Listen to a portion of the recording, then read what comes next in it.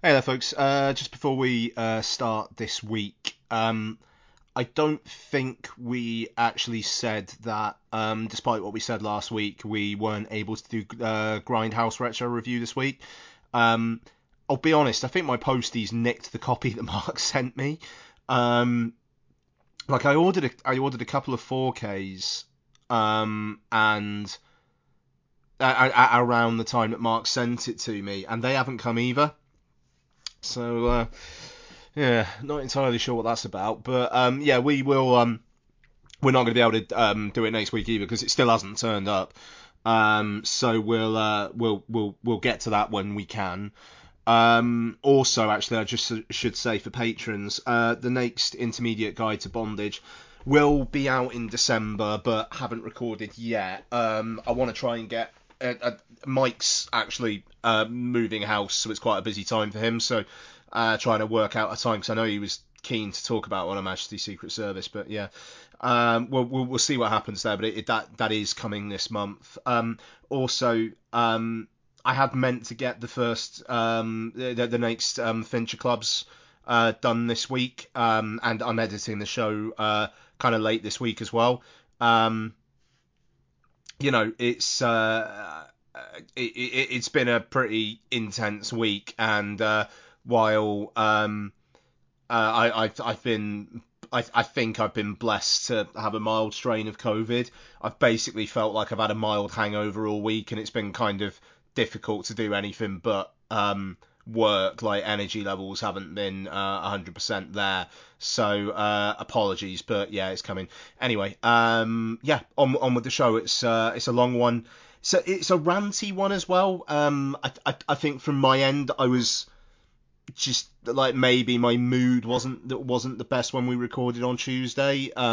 So if you're not a particular fan of me ranting when we talk about the HBO Max Warner stuff, you may want to skip.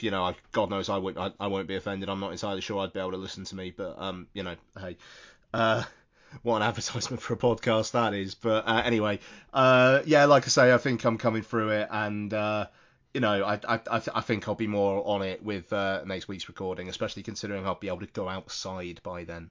So yeah, enjoy the show, guys. Thank you very much, and stay safe.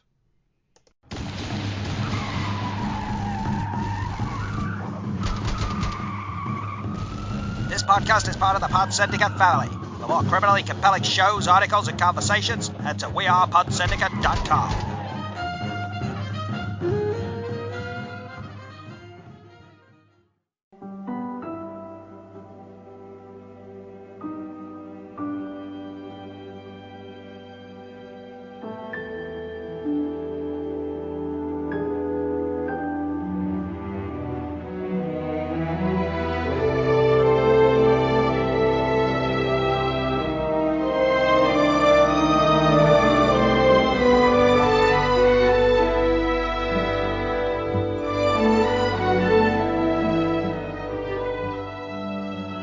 Good morning, good afternoon, and good evening, and welcome to episode 375 of Film Bastards. My name's Ian Loring, and as always, I am joined by Becky Foster. Hello, everybody. I'm Matt Foster. Hello, everybody. hello, one and all. I'm just going to mention this the once because I think I just bored the arse off of Mark and Becky. But if for any reason I appear scatterbrain or anything like that, I'm day 4 of COVID. There we go. That was I it. think everyone's used to it by now, Ian. I don't think anyone would notice. Oh, that's very nice of you. Also, we're expecting a home delivery between 8 and 9 because we're in lockdown. The dog's probably going to go mental, and Mark and Becky, I'm sure, can fill while we're getting the delivery in. So there might be another bit of chaos like there was in last week's opening. That was fun last week. Anyway, coming up on this week's show, we have got reviews of Film Twitter's latest meltdown, David Fincher's Mank, and Christopher Landon's follow-up to the Happy Death Day films, Freaky, which I'm looking forward to talking about, I must say. Well, I was looking forward to talking about Mank as well. Not looking forward to talking about people talking about Mank, but I'm looking forward to talking about Mank. Yeah, I think that's fair. We've also got some news, like not much has happened this week, but I'm lying. We've got some what we've been watching. We've got some Twitter questions. I'm sure we'll have all sorts of other stuff. Patreon.com/Film Bastards. We've got the next 2 Fincher clubs going up pretty soon. Also going to do the next Bond commentary at some point in the next couple of weeks. So that's on Her Majesty's Secret Service. We've also got a secret thing that we're going to be dropping on Christmas Day that we'll need to sort out recording time for. Thinking about it, Mark. Yeah, it'll be fine. And yeah, patreon.com/Film Bastards, $2 a month. Yeah, I think that's probably it there. Am I forgetting anything? No, that's everything, yeah. Cool. Okay, so film news. Is there anything big other than the big thing? I think that is literally the big thing, yeah.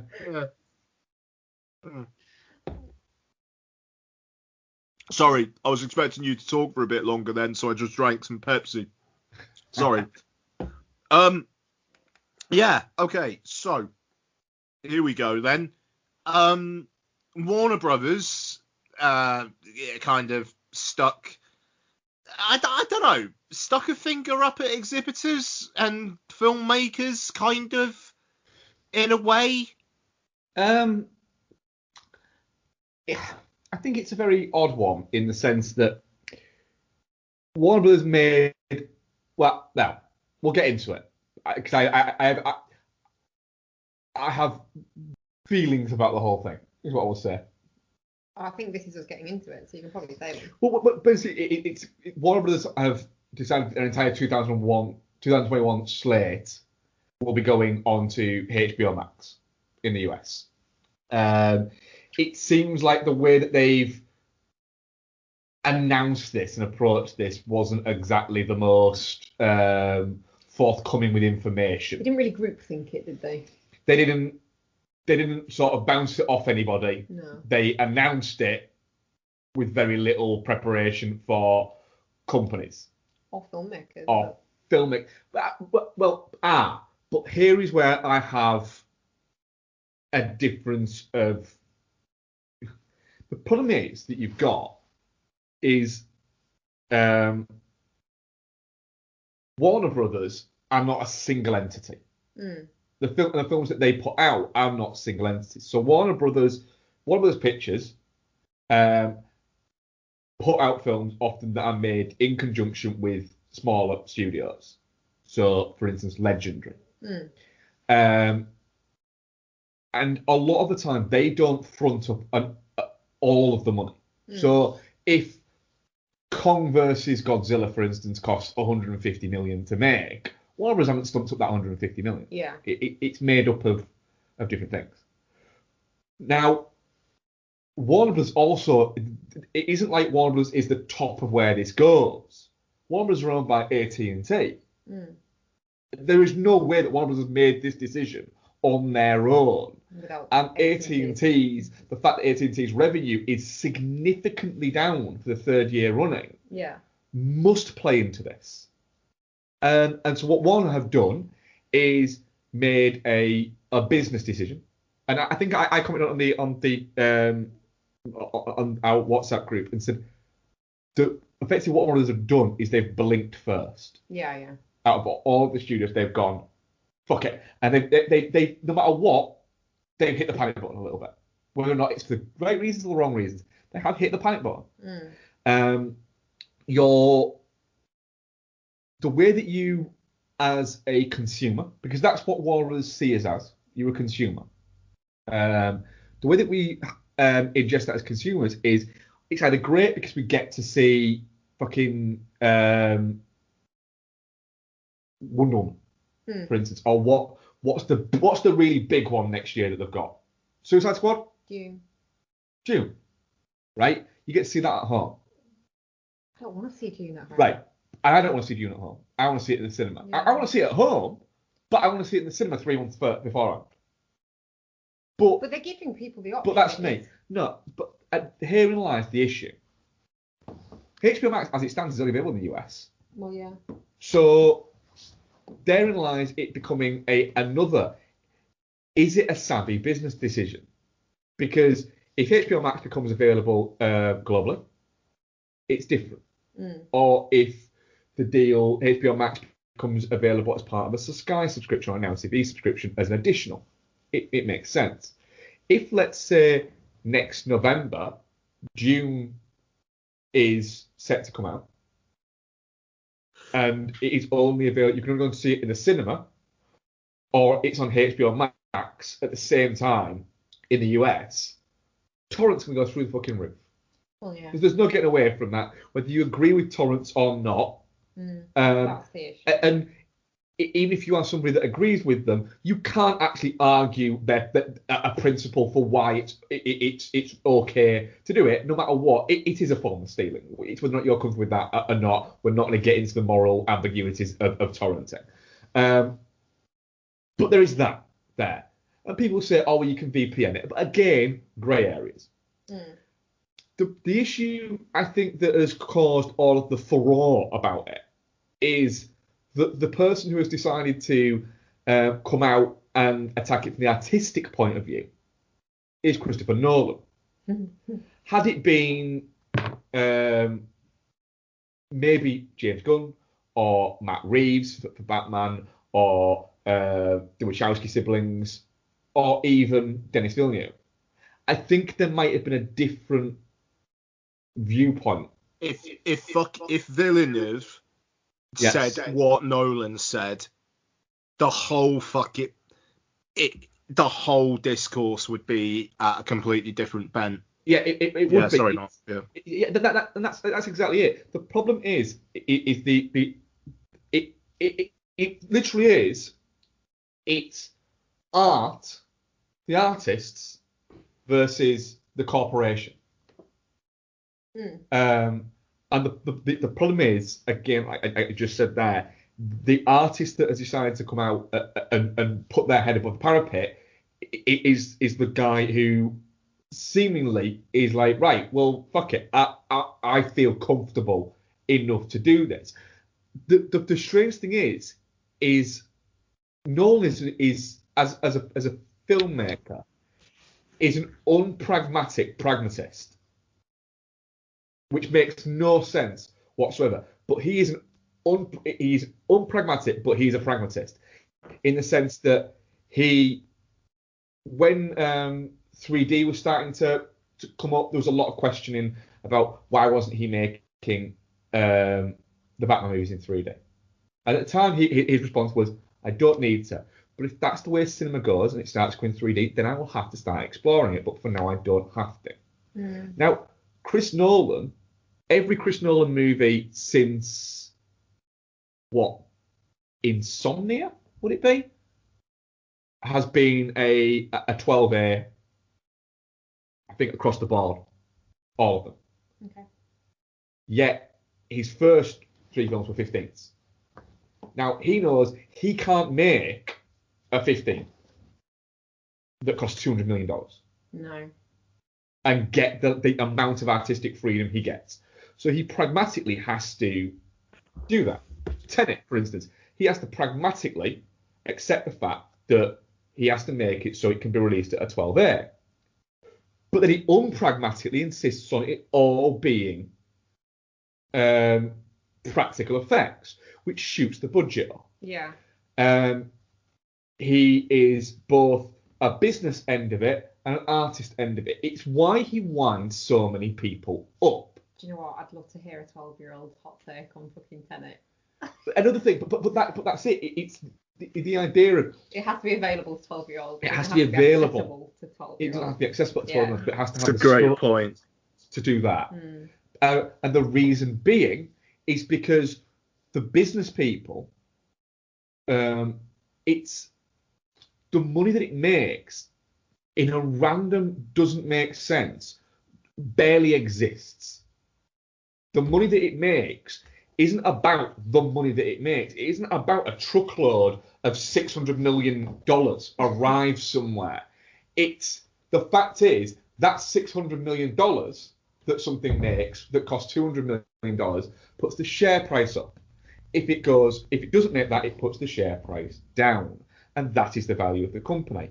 And that value of the company gives you the value of the credit you can get, which gives you the value of what you can then spend on Matt Reeves' Batman, or blah, or blah. And that's the way the fucking ball rolls. It's the way the system works. It's why movie studios need to be owned by telecommunication companies, etc., and things like that. Because like the fashion industry and all these sorts of things, they make an incredible amount of money, but they don't make an incredible amount of profit. Yeah. And that therein lies the issue. There is you don't know if for instance if I don't know, you've got some tech company have paid gone right, we're going to give you 10 million towards this movie if you feature this in it. And they've gone, right, and then it's going to get released a year later, and they go, oh, fucking great. We've given you 10 million to have that in your fucking movie. And it's gone by the time that goes. It's a business decision that... I mean, it's not going to be free on HBO Max either, is it? No, it's not free on HBO Max. But also, as well, I think what Warner have done there, and I promise I'll stop talking, let Smith talk in a second. What Warner have done is they've looked at Netflix and gone, right, so Netflix have... and again, you have to indulge me here a little bit because I'm what is it? Netflix have how many millions of fucking users across the world? I believe the term is a fuck ton. So 195 million users. Wow. Right? It's how many users they have. Across the world, 195 million. Have a look at how much debt they're carrying at the moment. Actually, I'll do that. Go on, you continue talking. Right. And let's say that equates to, and let's do it in pounds because, well, what is it? But let's look at different areas and things like that. Could we agree that we'd say that is about, based on the countries it's in, anything like that, let's say it's £6. Isn't it like a tenner? It's a tenner here, but it'll be a lot less in India, let's say. Right. So let's say it's £6. Okay. A month. The number is insane that it comes out at. Your calculator got confused and put a letter in there. Yeah. It's over $1 billion in revenue. Yeah. Each month. Now, granted, you what is it? But that's how much you're getting net each month. And the reason why Disney, Warner, via HBO, Amazon, and so many companies are trying to get at that is they were slow off the mark. They were slow off the mark, and they let Netflix get in there using their product, and they almost see it as a hang on a minute, they're making all this using our product, and what they're doing is using the profit and the amount of the literal amount of guaranteed revenue they're getting to, yes, accumulate a mass amount of debt, but fuck, we've got a shitload of debt in our back pocket as well. To then throw at making their own content that is now getting nominated for Academy Awards. But the thing about Netflix that the other ones don't have, Netflix, as yet, haven't got greedy. Netflix haven't brought in a separate strain of it called Netflix Premium, where you can pay X amount to rent or buy a movie. It's all just on there. If it's on there, it's on there, and you get it with your subscription. The amount of shit you go to look at, search for on Prime and stuff like that, and it's you have to subscribe to a different channel. Well, hang on a second, I'm already subscribing to this fucking channel. Channels are a thing that Netflix went down at the same time as what I think Apple TV have gone down. It's the same thing. They're doing it in a different, what is it? But there's not extras with Netflix, is what I'm saying. No, there's not. And there could be. They could easily do that. I mean, premium content. Sorry, go on. I just on the extras thing. Sorry, it's just a side point. I spent $25.99 on the Criterion disc of The Irishman. $25.99. Got through the extras in about an hour and a half. And now I've got a disc with The Irishman that cost me $25.99, where I'll watch The Irishman probably once every few years. I'm never going to watch the features again. To be honest, I'm probably just going to put it on eBay. No, I didn't mean that. I didn't mean extras in that way. I meant Netflix. There's no add-ons. There's no. Oh. Wait. We've brought out The Irishman, and we know that's premium content, and we know people would pay extra for this for like a one-off viewing, so we'll charge you. Like you do, you get that with Disney Plus, you get that with Amazon, you get that with HBO Max. Can I again, I'll let someone talk in a second. Can I make a prediction of what's going to happen very shortly? Netflix Premium. With what will happen with all of these streaming services. What? What will happen very shortly, within the next 18 months, I think. Adverts will come in, not during a movie, but between episodes of things. They'll arrive that you won't be able to skip. It will be like 4 minutes. It'll maybe 1 or 2. You already get that with Amazon. You get it with Amazon, but you can skip it. But you won't be able to skip it. What they will also do is they will put a function into it, so when you pause, an advert comes up. An advert automatically comes up. As soon as you hit off pause, the advert goes off. But they will bring that in because they know that the likelihood is 2 people are watching it, one person's paused it to go to the toilet, the other person's still sat there, bang. Why are we idling on a screen? If that stuff like that will start to come in, they will look at it and go, right, we've got people's $14.99, people's $12.99, people's $6.99, people's $8.99. We've got that. How do we boost it? How do we boost Do they need that? to boost it? Yes. It doesn't matter whether they need to or not. If they can, they will. They will boost it. If it doesn't work and they lose subscribers, then they lose out. It doesn't matter because you will lose a tranche of subscribers at first, but not enough to what is it? And they'll probably come back. Back. The model, and I've said it before, the model of how we consume movies at home, in the pantheon for how long movies have existed, is very, very small. The lifespan of VHS was short. The lifespan of DVDs was even shorter. The lifespan of Blu-rays as the prime model for how people watch things at home was even shorter. And the lifespan for 4K barely even fucking happened. We consume media now digitally via streaming and via online renting and things like that. And that's fucking cool. The fact that, in a way, in the fact that if we wanted to, between the 3 of us here, and we decided we wanted to watch, for instance, fucking Carly Us Work, we watched the week, right?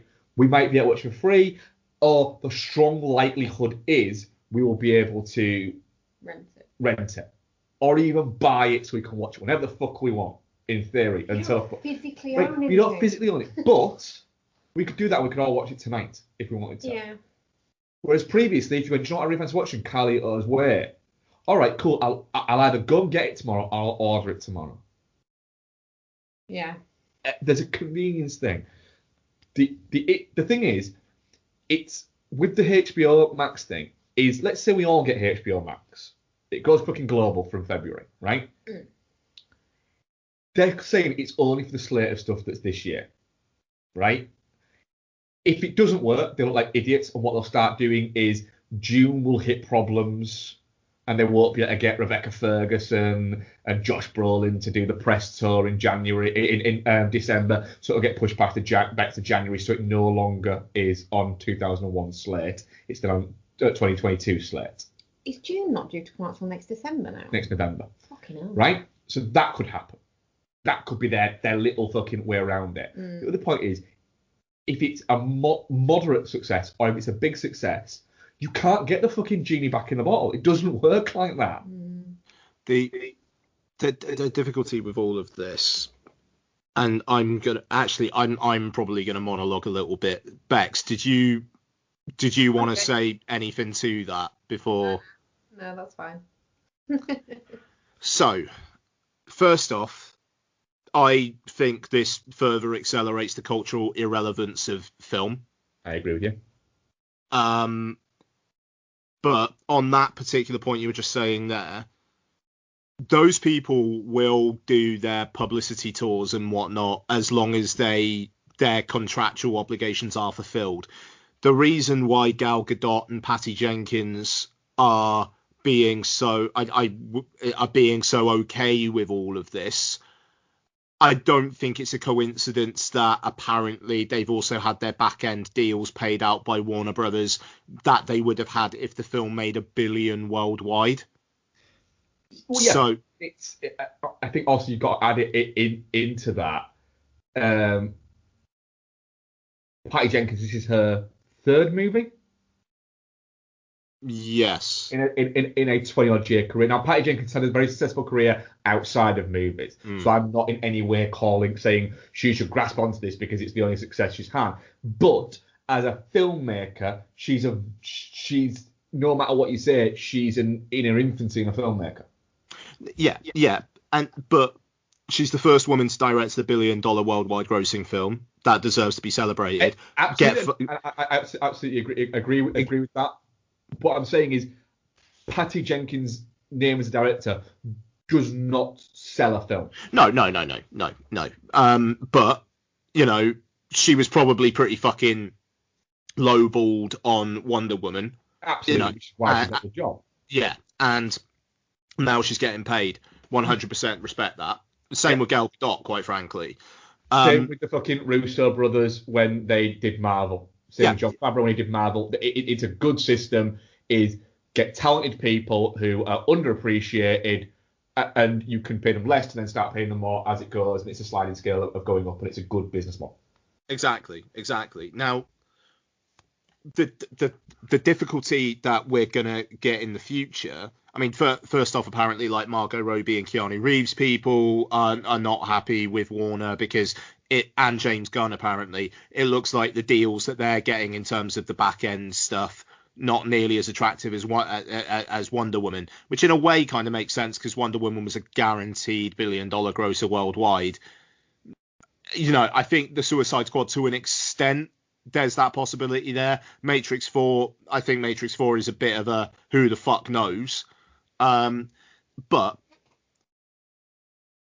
you're gonna see filmmakers and film stars basically go, right, do I work for Warner, who are going to release their probably, no matter what they're saying, are probably going to release all their stuff on HBO Max, and we're not going to get the kind of compensation, let's say, that we would get from working with like potentially Netflix or Apple or Disney, basically with like the Marvel system of, hey, be in our Marvel films, we'll pay you fuck all for the first one, but if it's a success, you're going to get fucking paid with the future ones. Disney have said that, it looks like they're going to announce a few things going straight to Disney Plus at an investor thing on Thursday.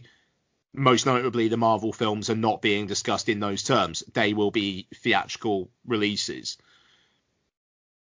But, like Mark says, the genie is out of the bottle now. There's going to be less and less content only available in cinemas. You're going to have generations of kids now growing up with their primary experience of watching a film basically being on their TV, which they watched most of, but also had their mobile in their hand. Yeah. And then as the years go on, what films mean to people will become less and less and less. And that's a pretty apocalyptic way of saying it. But the fact is, being in a cinema basically demands your undivided attention, essentially. It gets people really engaging with films. You have these films, okay, cool. You can see Dune in the comfort of your home. Fine. I want to see it on the biggest screen possible myself, but I understand that a lot of people don't. But those people are going to be watching Dune while pausing it every 10, 15 minutes to go get something or go for a pee or whatever. Like maybe like having a play on their phone and whatnot, like just like doing a bit of doom scrolling during a talky bit of Dune. And I mean, like, I'm not saying everyone's a shit muncher. I do it. It's so much harder these days to pay attention to a film when you are watching it at home. And if you're listening to this going, well, I don't think it is, I make sure my phone's off. That's great. Good for you. I wish I was you.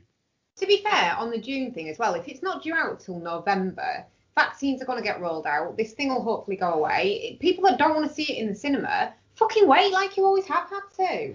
That is. You either go to the cinema and you make that commitment, or you fucking wait. Therein lies is an issue that I have with this. Do you know what?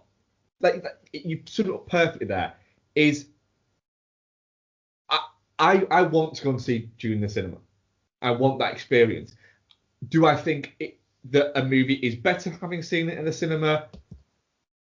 For something like Dune, yeah. It should be able to hold up at home. I do. Having that cinema experience first. Yeah. But the first time I see it, like Ian said, that I want to see it in a situation where no distractions. There's no distractions. And I genuinely really do. If it's something I've already seen, but if it's a new film, I try my best to have my phone away and to not look at it. But I do occasionally have a quick, or we'll pause it to grab a drink or go to the bathroom, something like that.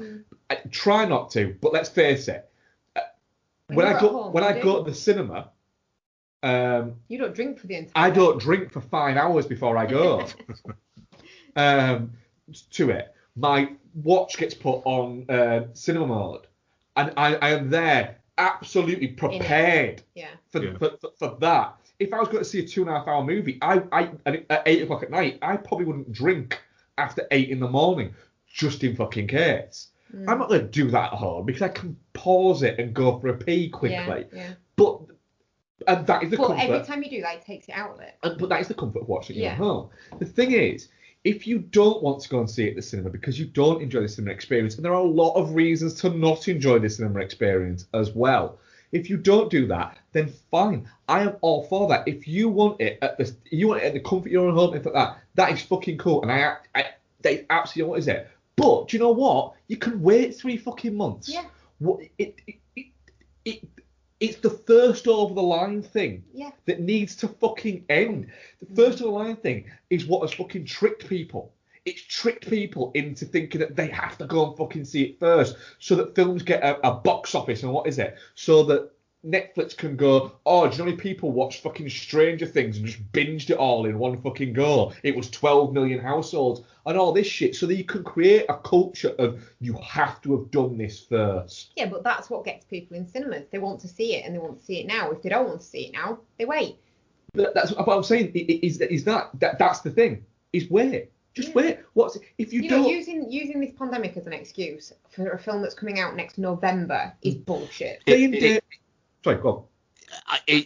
So apparently Warner's epidemiologist that they spoke to said in America specifically, it's going to take pretty much all of 2021 for like enough people to be vaccinated for it all. And you look at, so there was this story today that Pfizer, like Trump signed an executive order saying that companies must make sure that America is fully taken care of before shipping out vaccines to other countries. It was then pointed out that in July, the Trump administration rejected Pfizer's offer of additional vaccines, and then Pfizer then allocated them to other countries.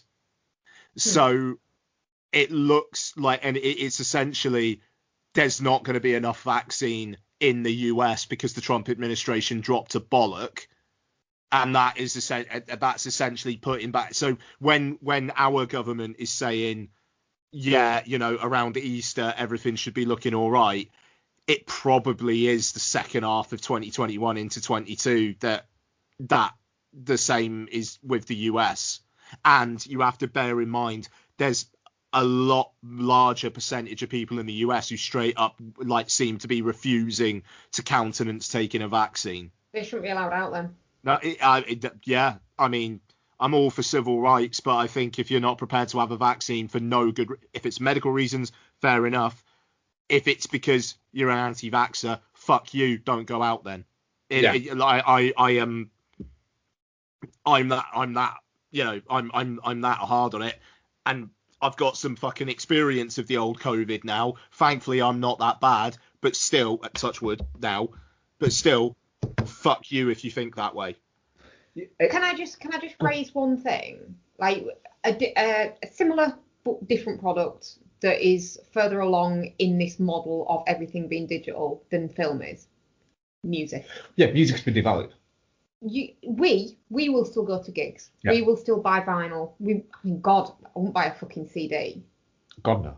Because they're just trash. But They were always trash, though. But we still buy music. Yes. We would still go see it live. Isabel's generation, I don't think Isabel's ever asked for a CD or anything for Christmas or for a birthday. She's never asked for music because Spotify has always been a thing, and it devalues it. They have it on in the background. They don't listen to it. I mean, we used to sit.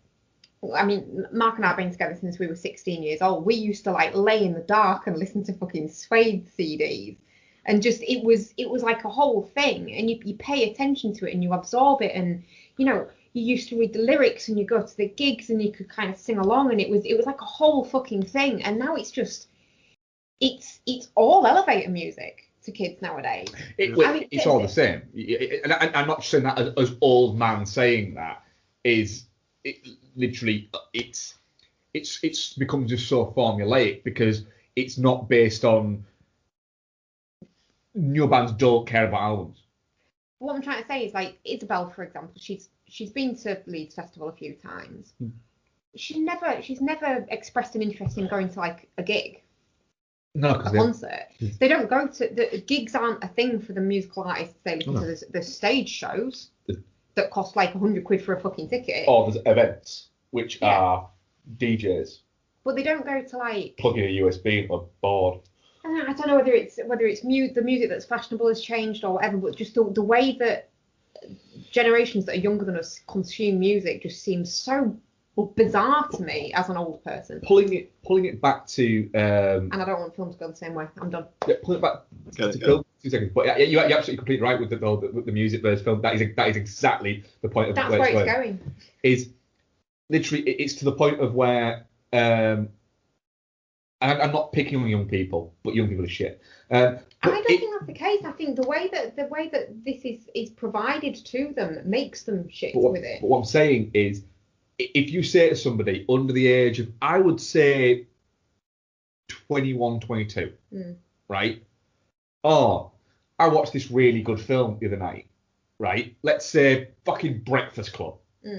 I watched Breakfast Club the other night. Oh, what's that? Let's film from the 80s. Oh, is it on Netflix? Is the first fucking thing they're going to say to you. And I think it probably is. But if it's not on Netflix or it's not on Prime, they won't even countenance it won't countenance the idea of seeking it out. So hang on a minute. I'd have to go and pay my own money to buy it. I can't just watch it on my Netflix that my parents are paying for, or on the Netflix account I share with my sister, or things like that. But it cheapens the product. But that's it. Yep. At the end of the day, it will dilute the product, and no matter what people say, and if people think and genuinely come out with but if that means we don't get a $200 million blockbuster and we get more $30 million movies or more $5 million movies and things like that, then I'm all for it, right? Wake the fuck up, right? Because that isn't how it works. It really, really isn't. It's just what they will try and do is turn the $100 million movie into $200 million movies of lower quality because they've already got your fucking money. Yeah. They don't have to get you to go and get it. They've got your fucking money already. It's that. They are fucking... They don't give a shit because you paid for it. Yeah. Beforehand. The amount of fucking little hidden gems that we used to find when we used to get like 5 for 30 quid at Virgin. Yeah, but that's going back to there. But as well, you're not going to get think pieces. No. You're going to get trashy fucking horror because it makes money. Yeah. But then the trashy horror will disappear because the way something like, for instance, fucking for instance, Get Out. Yeah. Get Out opened up so many fucking doors for interesting political based. Horror's already always been politically based, but opened so many doors for interesting horror to come out and things like that theatrically, because it cost what $12 million and made fucking $200 million and won Oscars. Yeah. But that doesn't happen if it's going straight to HBO, because it becomes a HBO Max or Netflix, because it becomes a blah movie, not a theatrical movie. It's a movie that you consume at home, and that is the difference that you will have, and the artistic scope that people have.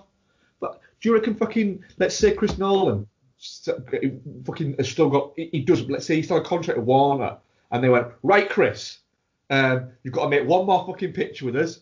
Here you go, but it's only going to HBO Max. Do you reckon he's to go, well, fuck it, yeah, I'll shoot on fucking IMAX cameras when it's going to be played on either someone's phone or, granted, someone's 70-inch TV or whatever, but it's not a fucking IMAX screen, is it?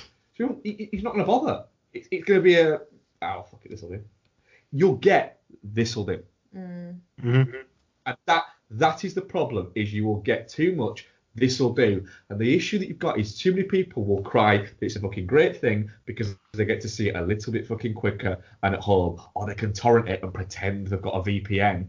And they think they're pissing Chris Nolan off. Chris Nolan does not give a shit if you badmouth him on Twitter. Doesn't care. Doubt he has Twitter. Chris Nolan will probably not work for Warner Brothers again, but will happily take $300 million of Apple's money on the promise of some sort of theatrical window, a wide release. You know, if Apple have more money than fucking God, like literally have more money than God.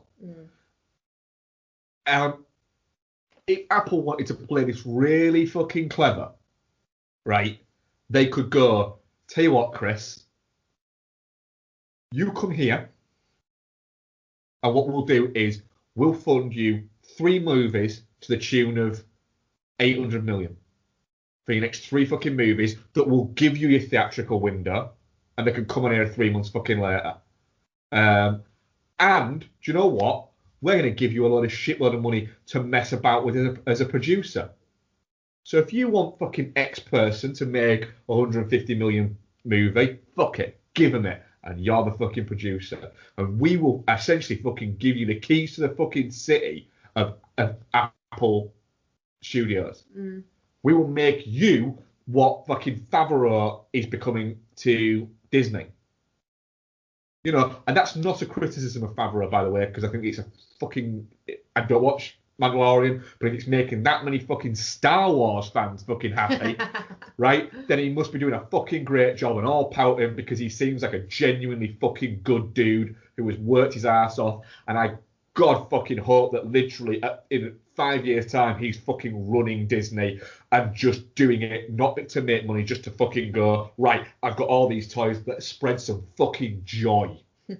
Because he seems like that's what he wants to do. Doesn't give a shit, you know, if it has to make money, it has to make money, but his primary thing is just fucking joy. Then fuck it. If Nolan does that with Apple and his primary thing is craft, fine. Nolan's primary thing is confusion. It seems like that's the thing. Confusion. Yeah. It's... I don't think it's a death knell for cinema that people think it is. I think it could literally blow back in Warner's face. And Warner have formed for this. Let's not forget. Warner, we all think these studios are always fucking on something and they're ahead of the fucking curve and they know what they're doing. They're run by smart, sensible, good business people. They're not sometimes. They're not. They're people who occasionally give $200 million to make Battlefield Earth. No bit exists. Studios aren't smart. Yeah, I don't know. It's the thing is, even if it does blow back in Warner's face, like the degree to which they've done this, I mean, just like saying the whole of the 2021 slate, I think the genie that's out of the bottle at the very minimum is it's only going to be the biggest films that get a theatrical release, or at least to get the big screens.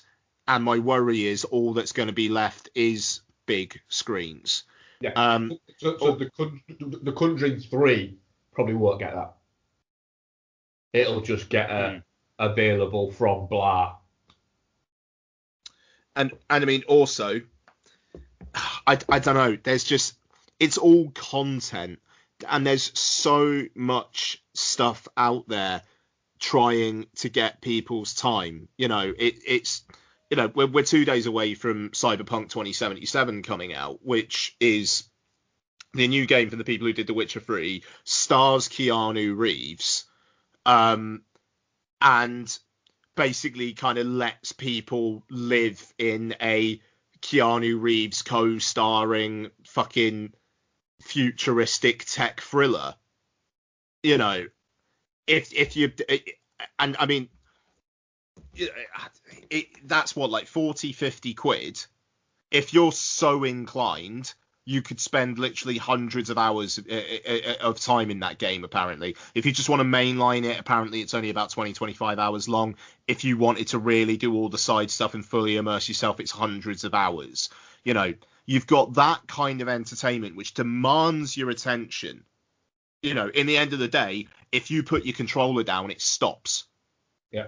You know, so it demands your attention, versus like the latest bit of content which is on Netflix, but it's kind of like hiding in the menus. You actually have to actively search for it, and that's if you're a fucking film fan. If you're somebody who has Netflix because you like to binge Stranger Things, and I'm not saying there's anything wrong with that, I'm just saying if you were one of those people, A, you're not listening to the show, but B, you're not going to see that interesting film. You know, it's like Mank apparently wasn't even in the top 10 of Netflix watches this past opening weekend. Well, interestingly, and this will prove a nice segue, I think, but what I will say is I actually commented to Bex, didn't I, when we started watching Mank. It wasn't on the in like the Netflix originals thing that was there, the self-populated menu. I then went in and started typing N, didn't crop up at the side.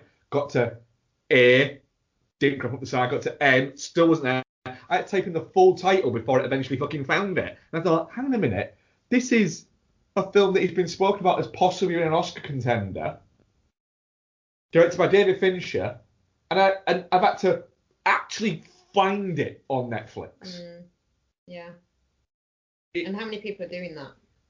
Yeah, and the algorithm literally told me earlier in the day, oh, do you know Mank's on Netflix today? You might like that. I will like that. Thank you. Where the fuck is it though? Yeah. I mean, I'm used to that with Amazon Prime. I'm used to Amazon Prime hiding things from us. I'm used to that. I'm not used to Netflix. Netflix usually is you turn it on, it goes, fucking Mank. You want to watch Mank, don't you? And I'm like, I do fucking want to watch Mank. Whereas Amazon Prime, I'm like, go on, it goes, Jack Ryan. You want to watch Jack Ryan, don't you? No, I don't want to watch Jack Ryan. Are you sure you don't want to watch Jack Ryan? No, I want to watch The Hitman's Bodyguard in 4K. Cool. Can you show this trailer for Jack Ryan first, though? Because, you know, you want to watch that, don't you? No. And then you get an email saying, did you enjoy Jack Ryan? I'm like, no, didn't fucking watch Jack Ryan. Amazon really wants me to watch Jack Ryan. Jack Ryan gets fucked. You're not watching it, start fight. I'm not, no. It's yeah, I don't know. And the thing is, all the discourse, it's just people either against Nolan or against Warner Brothers, and it's just, and then you've got it's just so tiring, and yet we've been talking about all this stuff for the best part of an hour. But I mean, it is interesting, and it is absolutely fundamental to, you know, what this show is about. You know, I just, yeah, I worry about the future of film. I worry about its cultural relevance, and But then also, my head's turned by Cyberpunk. I've pre-ordered it on fucking Google Stadia because if I Google pre-order it, right, this is an offer. You pre-order it on Google Stadia for 50 quid. It's a fiver less than pre-ordering it on the PlayStation Store. But they give you a free Chromecast Ultra. Can I ask a question? Hmm. What's Stadia? It's their streaming service. So, like, literally, right? You can go on Google Chrome on a browser. Yep. Connect, say, your PlayStation controller. Yep. Buy a game on there, or through their subscription, you get a bunch of games, and you just stream the game on the internet. So can I do that? Could you do that on a TV? Or does it have to be on like a laptop or phone? If you have a Chromecast Ultra, so basically, if you pre-order Cyberpunk, you get what they call their Stadia Premier Edition. So you get a Chromecast Ultra and a Stadia controller. And then literally you plug that in, you go, essentially you could say, like, to your phone, if you have an Android or something, play Cyberpunk 2077 on the TV, and then it just starts up and you just stream it. Huh. And so basically it's you don't have a console, you're just playing these games, but the problem is it's dependent on how good your internet connection is. Yeah, 100%. It is utterly dependent on your internet connection. You don't download anything, but that's it. So it's like, and I've pre-ordered it as a bit of a tester because I want to see how it works. And it's like, if I get a free Chromecast Ultra, great. If it turns out that the service is shit, I'll sell the Chromecast Ultra, I'll sell the controller, I'll make most of my money back, if not all of it. And so how much is Stadia a month? So, if you're just buying the games, it doesn't cost anything a month. But you can get a Stadia Pro subscription, which lets you stream in 4K 60 frames per second, and gives you access to some free games. So at the moment this month, and you keep the games for as long as as long as you have a subscription. So this month, Hitman, the game I was streaming, Hitman and Hitman 2 are both free on there. It basically what they're trying to do is say, hey, you know that console that you've got that you play Fortnite on all the time, that you paid 500 quid for? Did you know that Fortnite is just online and you don't have to pay that? That is exactly it. You know, this is the thing. If I had a PlayStation 5 by now, I probably would have just pre-ordered Cyberpunk on there. Yeah, there is. I think that's because I'll be honest. My only issue with that is my experience with streaming games and high-tech games, not just like low-rent games, is PlayStation Now, which is fucking garbage. Yeah. To put it lightly. Even PlayStation Now have basically gone, all right, we know it's garbage, so we're going to let you download it, play it offline, and then you can delete that and then re-download something else. All these fucking shitty games, just play them online. But if it's fucking Spider-Man, just download it. So this is the interesting thing with Stadia. I am intrigued by it, and just the fact. So if I had a PlayStation, I would have pre-ordered it on there. CD Projekt Red, the developers, this is a bit of a tangent, but I think it's the whole kind of content delivery kind of thing we were talking about. They haven't let anybody release any video of it running on a base PlayStation 4. So the thinking is it's going to run like shit on a normal PlayStation 4. Whereas on Stadia, my internet connection is good and it should be running on a cloud computer that's got it running on a very nice system. So I can get all the bells and whistles of it, but it's just a video stream. Also, from tomorrow, they're going to allow people to stream Stadia gameplay on YouTube. So I want to test that on the Pod Syndicate YouTube channel. So I am going to play Cyberpunk streaming into my connection while my connection is also uploading a YouTube stream of Cyberpunk. Let's see how that goes. I want to see how fucked that makes my internet connection, quite frankly. I'm really intrigued. So, but this is the thing. It's all about this kind of like instant access, do all this stuff like anywhere. But with cinemas, bringing it back to that before we move on to Mank, with cinemas, like I said, you are forced to sit there. You have to sit there. You have to watch the film. The projection isn't going to pause because you need a pee or you're taking a call. So you have to make a commitment. If you don't have to do that at home, you're not going to do it. You're not going to make that commitment at home. Unless you've just got an incredible attention span and maybe slightly don't live in the modern world. And all power to you. Or you don't drink anything after 8 in the morning. Or you don't drink anything 12 hours before you start watching the film.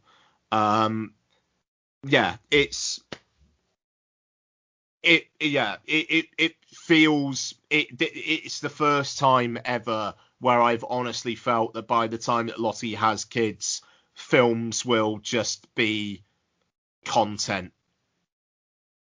People won't care. Like, I'll be seen as old as shit for even having ever cared about them. I honestly, that's kind of where I think it's going. Anyway, Mank. Ugh. Yes. Put aside gratitude, Mank. That you've done your best work was no accident. I removed any distraction, eliminated every excuse. Your family, your cronies, liquor. I gave you a second chance. And for that, I cannot thank you enough. But with credit for a risky undertaking must go the weight of real responsibility. Given your current health, I wonder if you're up to it. And frankly, I wonder too, but we'll find out. You may never work in this town again, Mank. Orson, please. Then you force me to remind you. We have a contract that you understood and agreed to. If you fight this, it will go to what your new guild calls arbitration, and you, my friend, will lose. Script, money, and assuming such a thing still exists in Hollywood, the respect of those who honor their word. How can I put this nicely? I may be a loose cannon, but you, my friend, are an outsider. They're exasperated by me, and I've earned it, but you, a self-anointed savior hyphenate, they're just waiting to loathe you. Remind me never again to work with a washed-up alcoholic. Duly noted. Nelson Algren, please copy. All right. Because we still care about films, don't we, guys? Mank. It's directed by David Fincher. Stars Gary Oldman, Amanda Seyfried, Charles Dance, Arliss Howard, a bunch of others, Tuppence Middleton, Lily Collins, and others. It's the story of Herman J. Mankiewicz, played by Gary Oldman, the co-screenwriter of Citizen Kane, and it kind of tells the story of him writing Kane while also flashing back to what kind of inspired him. Most notably, his dealings with Marion Davies, played by Amanda Seyfried, and William Randolph Hearst, played by Charles Dance. Bex, Mank. Did you like getting manky? It's a weird one for me, this, 'cause I think overall, I think I enjoyed it. I thought Amanda Seyfried was very good in it. She was quite sparkly and like bright-eyed, and just she was very right for the role. And I don't normally like Amanda Seyfried at all, but she worked in this really, really well. All the performances were good. I just had a few issues with it. One of them was the way that the sound was done. I mentioned this when we were watching it. And Mark said it was something with how it was recorded. Yeah, it's not on different tracks or something. So it's not on different. So like I think I said this before. Normally you'd have your dialogue, your sound effects, and then you could adjust the levels like that so that they would be on different tracks. Whereas this just all runs off one track, which makes large swathes of the dialogue incomprehensible, which pissed me off. And And as I said to you at the time, if you're going to do that and you're going to try and be authentic to the way that things were recorded at the time, don't fucking record it on digital cameras. But whatever. And then artificially had cigarette burns. Yeah, that really fucking annoyed me. Really, every time I saw one, it made my rage levels rise. I won't use the term that I used to you, but the group backslapping vibe of it annoyed me as well. Like, there was nobody involved in that movie that didn't just escalate the hype every time anything that was mentioned. Oh, we could do this. Yeah, let's do this, and then let's also do this, and let's all. And it's like there was no one in the room going, no. Yeah. No, fuck it. I will use the phrase I used. It was a circle jerk of a film. And it felt. I know a limited amount about William Randolph Hearst from reading about it post watching Citizen Kane and wanting to know a bit more about like the background and that kind of side of it, but limited amount. Because Citizen Kane genuinely is one of your favourite films. Yeah, I love Citizen Kane. But it's a limited amount, and I don't know much about old Hollywood. I don't know much about the big players of the time, and it made it feel really quite inaccessible. And it made it feel like there was big stretches of the film where they're all sat around in a group talking about, but not explaining who they are, people from the time. And I'm just sat there like, I have no fucking clue what you're on about. This is boring. I'm bored of this now. I'm bored of you talking about the politics of, but not explaining the politics of, just saying that you don't like them, of people that I haven't got a clue who the fuck they are. So that really bothered me. But then the bits, like the bits where he's at the cabin and it's him, Lily Collins, and Frau what's her name, that was really good, and it was a bit more, because it was a bit more low key. Well, for the most part. Fräulein Frieda. It just felt, I don't know if I liked it. That's my problem. But I enjoyed quite a lot of elements of it. But I just don't know whether I enjoyed the film itself as a whole. But it's nothing. See, it's not necessarily issues that I have with the story. It's more the making of it and the fact that somebody should have gone. But like, what if people don't get that? What if people don't already know that? You're not explaining it enough to make everybody be able to watch this. Like, because you pointed out with like Once Upon a Time in Hollywood, you've got that little segment where what's her name? Sharon Tate is dancing with, what's he called? I can't remember. Emil Hirsch. Emil Hirsch. What's his character's name? Jay Seberg. Sebring, yeah. Sebring. She's dancing with him, and then Steve McQueen's sort of explaining to somebody like a little bit of what's going on, and not in a kind of exposition-y way, but kind of in an exposition-y way, but in a well-done exposition way. This type, in a very fun, literally within a minute, I can explain everything that's going on here. You know, and then you come out of that going, oh, I knew she was with Polanski. I didn't know she'd had a previous relationship with Sebring. That's really interesting. Yeah. And with it being Tarantino, she may well not have done. But she did. But that's the kind of thing I'm getting at. It just kind of shuts the door in your face if you don't already know about all this stuff. Sorry. Yeah, no, 100% get what you're saying there, Bex. Mark, go on. No way saying sorry there. No, it was really good. I thought you were very, very well articulated a lot of fun the movie has. Okay. Yeah, 100%, Bex. Yeah, no, I was kind of just nodding in agreement to a lot of that. But yeah, Mark, what did you think? And this isn't me being, well, I actually knew an awful lot was going on. I knew about old Hollywood before. It was cool to know about old Hollywood. Because you did mention it during the film. I did. And I was like, I can absolutely see that.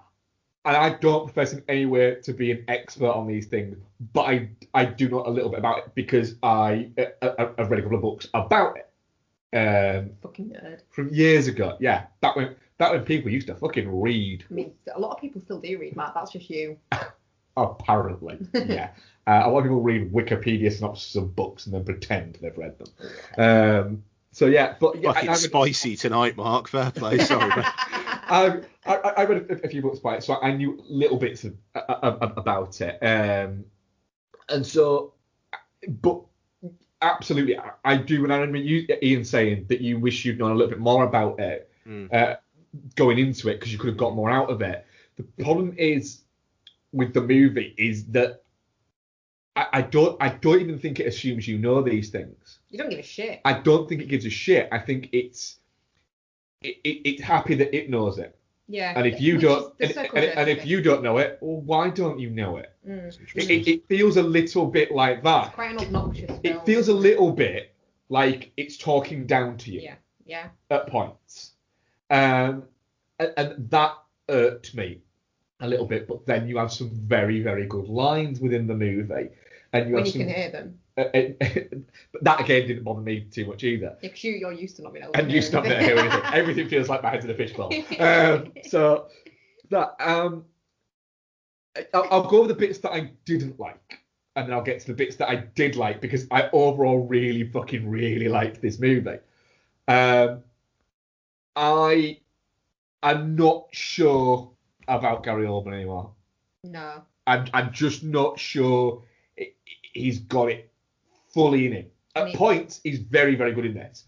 But then there's other points where he's not that great in it.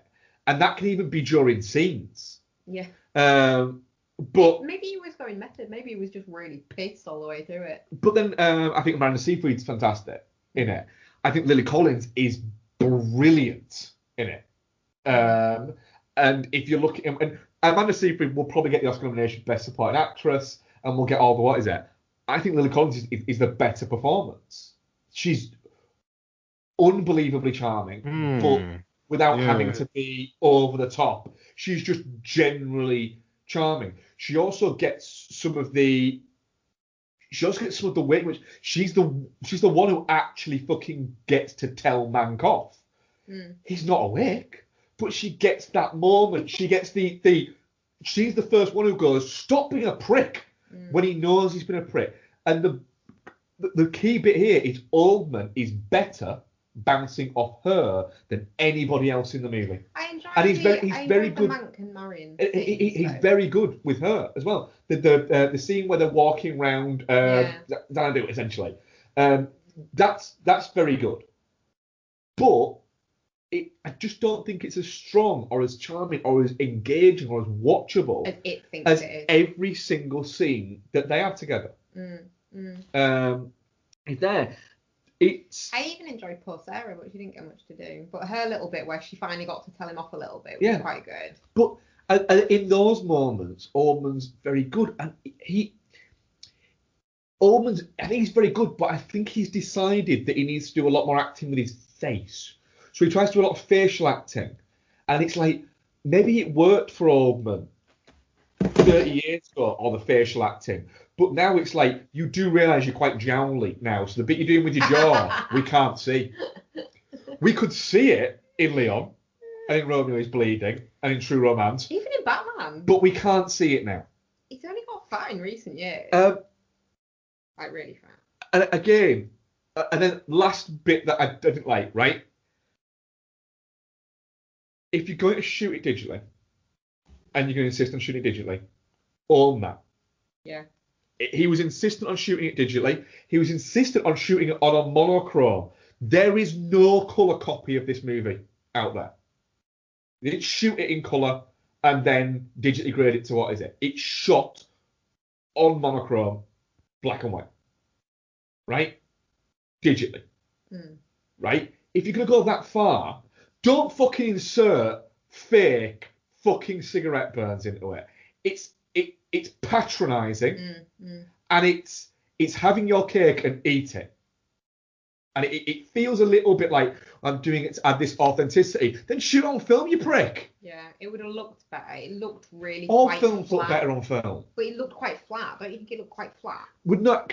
I do, but I think that was part of a choice of it. But then getting onto it, I think the story's really good. I think the pacing's really good. It's fucking interesting. The fact that the film and Jack Fincher's script clearly just treats Wells with utter fucking contempt. That he is a talented, granted, but an over-preened egomaniac who was never anywhere near as talented as people told him he was. But, I'm not saying I agree with that about Wells, but fucking Jack Fincher thought that. But again, it's another thing about film thinking it's better than you. It's like, oh, you think you like Orson Welles? Do you think you like Citizen Kane? I know more about this. Well, did you know the real story? Because my dad did. Yeah, exactly. Fuck you, Fincher. There's a little bit of that, but then you've got the Fincheriness of it starts to kick in. The way that during like the big end finale fucking speech where you've got Mank wandering on the table and people are leaving and bits like that, and it keeps on focusing towards Charles Dance, who is doing the facial acting that Gary Oldman thinks he's doing, and it's like you're looking at, and Charles Dance he's not offended by this, he's not impressed by it. No. It's the moment where he's there going, continue entertaining yourself and continue entertaining me, because once this is over, that's it. I remain the same and you are gone. Yeah. You are gone. Yeah. You are literally... Yeah, Charles Dance was great. You're setting yourself on fire, and I'm enjoying watching it, and I'm enjoying what you're saying, because the reason why people are leaving is because they know you're right, but they don't care. They don't care, and it's that, and it's. I always think that Oldman. I think Oldman's a very good actor. I don't think he's as good as he was 30 years ago. I think he's just too many times not having to put the effort in has caused him to, when he does have to put the effort in, I don't think he puts as much effort in as he did when he was a younger man. He always feels a little undignified to me. But in that, I think he doesn't go overtly showy Oldman, which even 30 years ago he did. And probably that's because probably the first 75 takes he did, and then he was just that fucking knackered that he was like, okay, let's just do it like this. But I really, really liked it because it flies by, it's engaging, the story is intriguing, the score is fantastically done in the sense that it's not what you would think a Trent Reznor and Atticus Ross score would be, but then you definitely know it's them. There's a bit early on where it's essentially a single key composition piece, so it's played on essentially where it's not like an orchestral bit. It's Trent Reznor sat playing something on his own. But each keynote that is being struck isn't from the same instrument. You've got one note being played on a piano, then the next note's been played on a Hammond organ, and the next note's been played on a synthesizer. And it's running like that. And I was going, this is fucking fascinating. Yeah. And it works for everything that's going on. And at moments like that, I thought it was fantastic. It's nowhere near Fincher's best, but it's very interesting. I'm glad it exists, and I can see why no fucking studio other than Netflix would give him the money to fucking make it. Yeah. Because it is so, to use a brilliant Ianism, so inside baseball that Netflix have gone, we don't care what it is, to us it's the new David Fincher movie. Yeah, and I mean, this is the thing about the film, and tying into our earlier conversation, it kind of feels like the kind of thing is going to become less and less and less. You know, like I said earlier, this film didn't even register on Netflix's top 10 this weekend. You know, it's a Netflix-made David Fincher film. It's his first film in 6 years. It's been very, very well reviewed, and quite frankly, no one gives a fuck about it except people like us. Yeah. And even Netflix don't give it. Be honest, Netflix don't give that much of a shit about it. It only cost them $30 million. No, this is it. And you know, the primary thing for this film was Netflix were right, okay, we chuck him $30 million, probably the same again in like expense, but like publicity and whatnot, and we've got a really good shot at some Oscars here. Yeah. You know, and especially in a year like this one, it's definitely got a chance.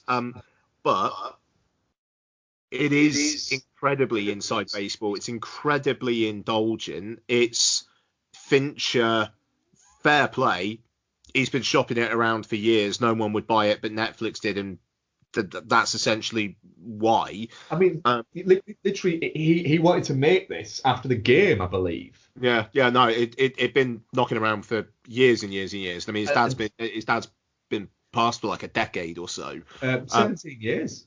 Oh, it's 70. Jesus Christ. Yeah, and the only reason why studios wouldn't make it apparently was he was insistent that it had to be made in black and white. To what end? I get it. I watching the movie with the movie what it's about, anything like that.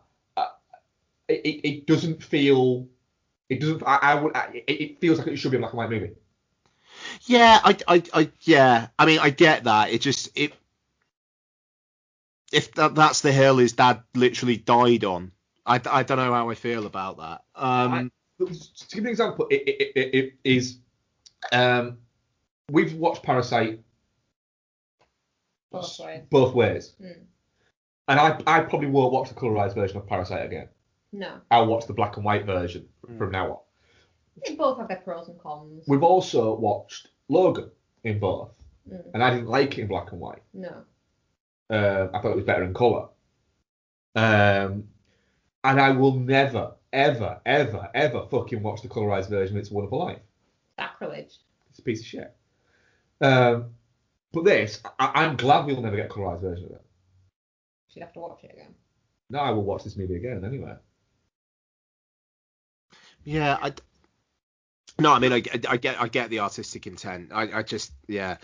And I mean, it's entertaining. I mean, I think Mank walking around and having his conversations is quite entertaining. But I 100% agree with Bex that, like, you're basically dropped into this world and it's a little bit, well, if you can't catch up, fuck you. And I'm not entirely sure I appreciate that kind of attitude of the film.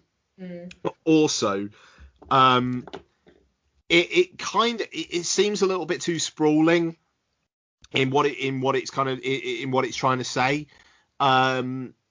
There's that kind of section in the middle third where it actually seems to be almost like about fake news, and then that's kind of dropped in the last 15 minutes or so. Suddenly goes all in on Mankiewicz wanting credit for Citizen Kane, whereas the rest of the film, it didn't really feel like it was building up to that. And maybe it was because I didn't really understand the context leading into it.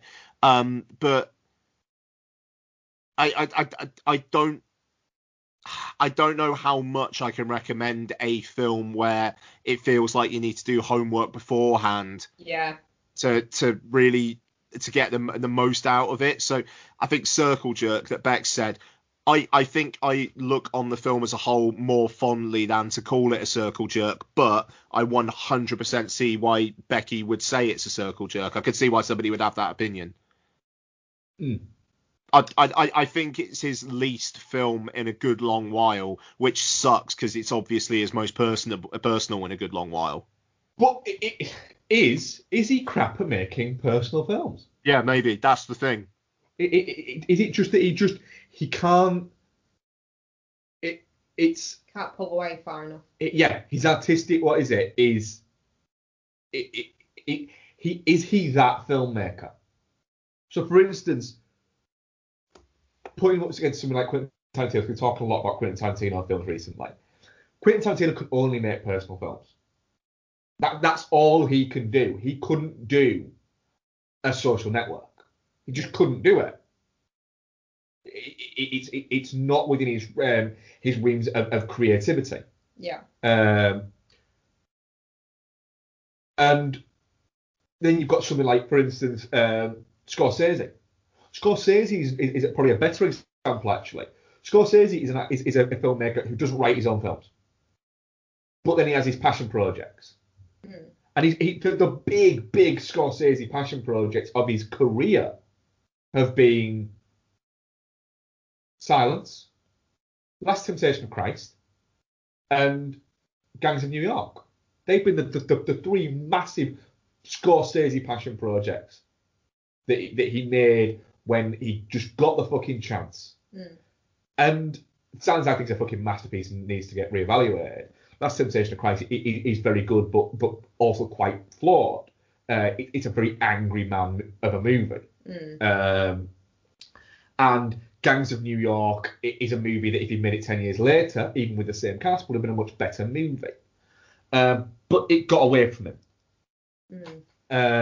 Whereas Raging Bull, he didn't even want to fucking make. He did it as a favour of De Niro. One of his best movies. Wolf of Wall Street, again, wasn't that interested, but did a favour to DiCaprio. The Irishman, again, not a Scorsese didn't find that project and then go out and get Pacino, and De Niro and Pesci. De Niro found it and brought it to Pacino. Yeah.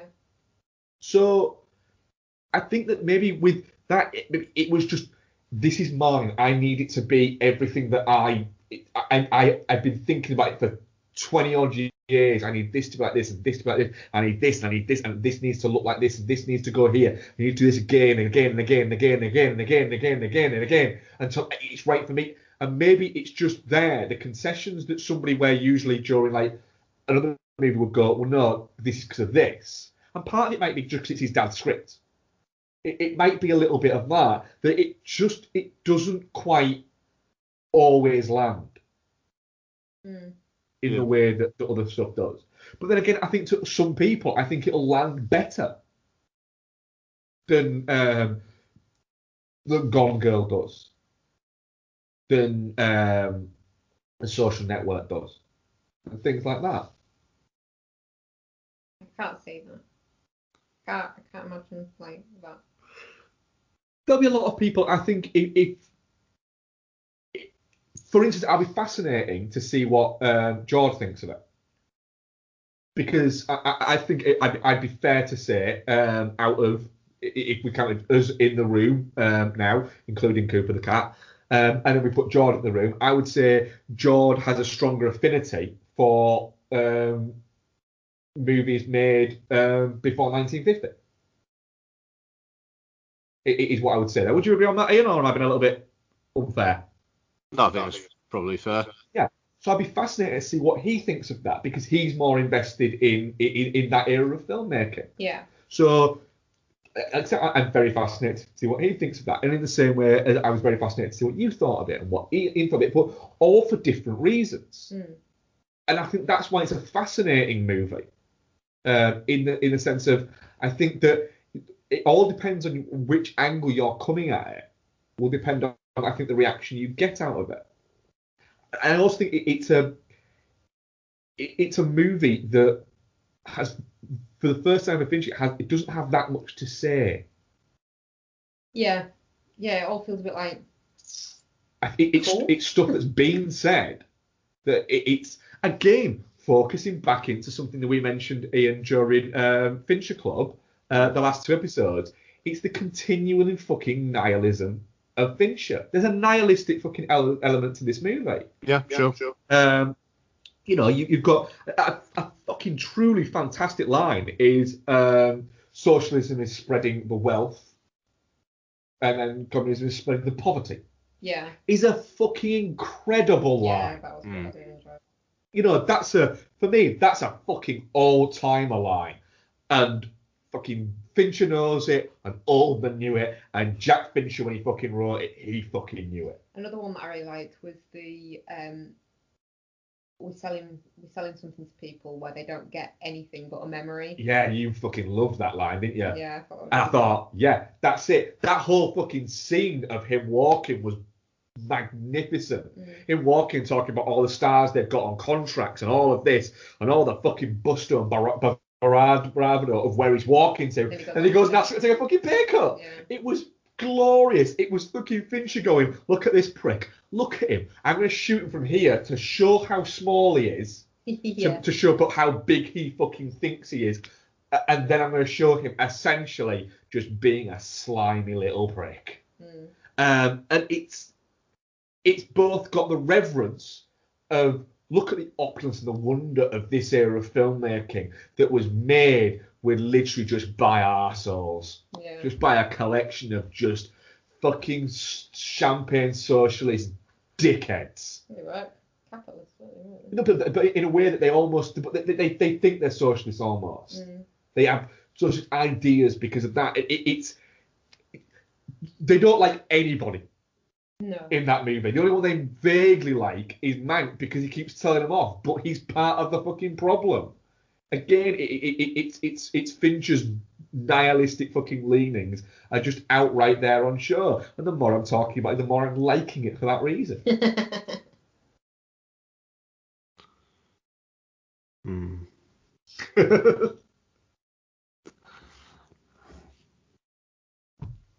It's sorry, go on. I am definitely not shit by a long way. It's not really.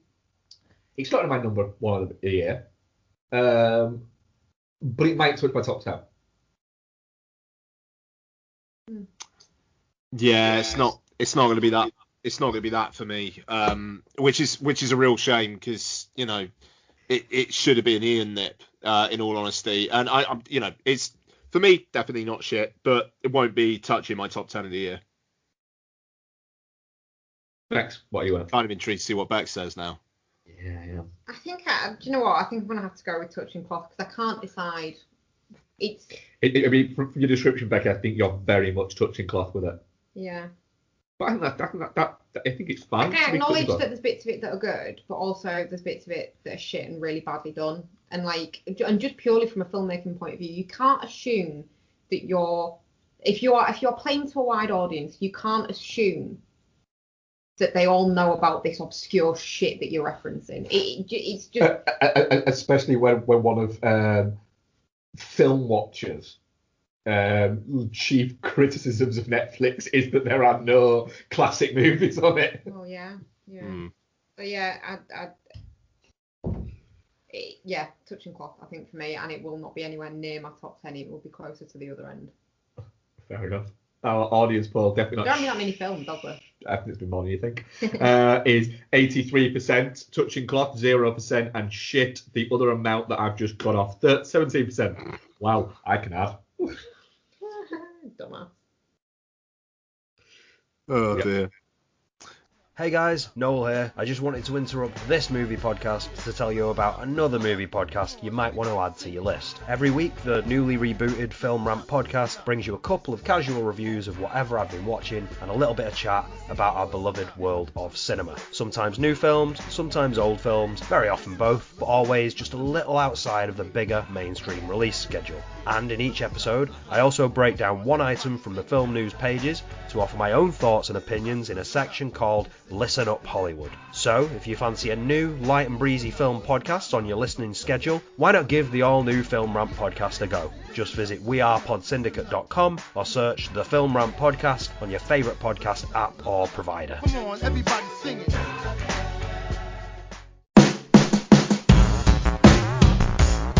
Are you a craft beer junkie? Do you eagerly anticipate the freshest IPA release from your local craft brewer? Do you check in every beer you've ever had on Untappd? Do you know the difference between a Belgian triple and a Berliner Weisse? Then do we have a podcast for you? What's Untappd podcast gives you beer reviews, interviews with brewers, behind the scenes access to beer festivals, games, and more.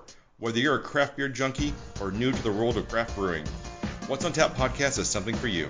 Check us out online, iTunes, Spotify, YouTube, and now wearepodsyndicate.com. And as always, keep drinking, you dum-dums.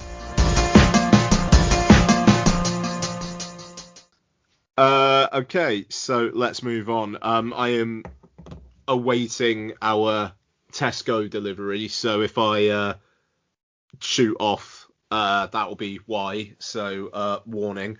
Let's do some what we've been watching, but if you don't mind, I'll start, and then if the John delivery arrives, comes, we'll jump in and do our bit. yeah. How's that sound? Is that all right? Fucking peach of an idea. Okay, cool.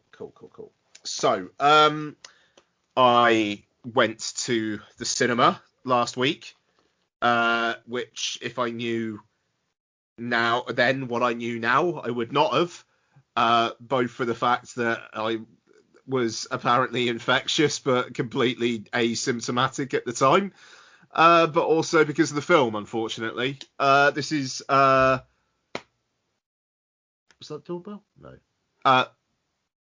I'm hearing phantom doorbells now. This is Ma Rainey's Black Bottom, which is the George C. Wolfe film, which is hitting Netflix a week Friday. Most notable for its lead performances, Viola Davis, and the last performance from Chadwick Boseman. Story. Ma Rainey is a famous singer.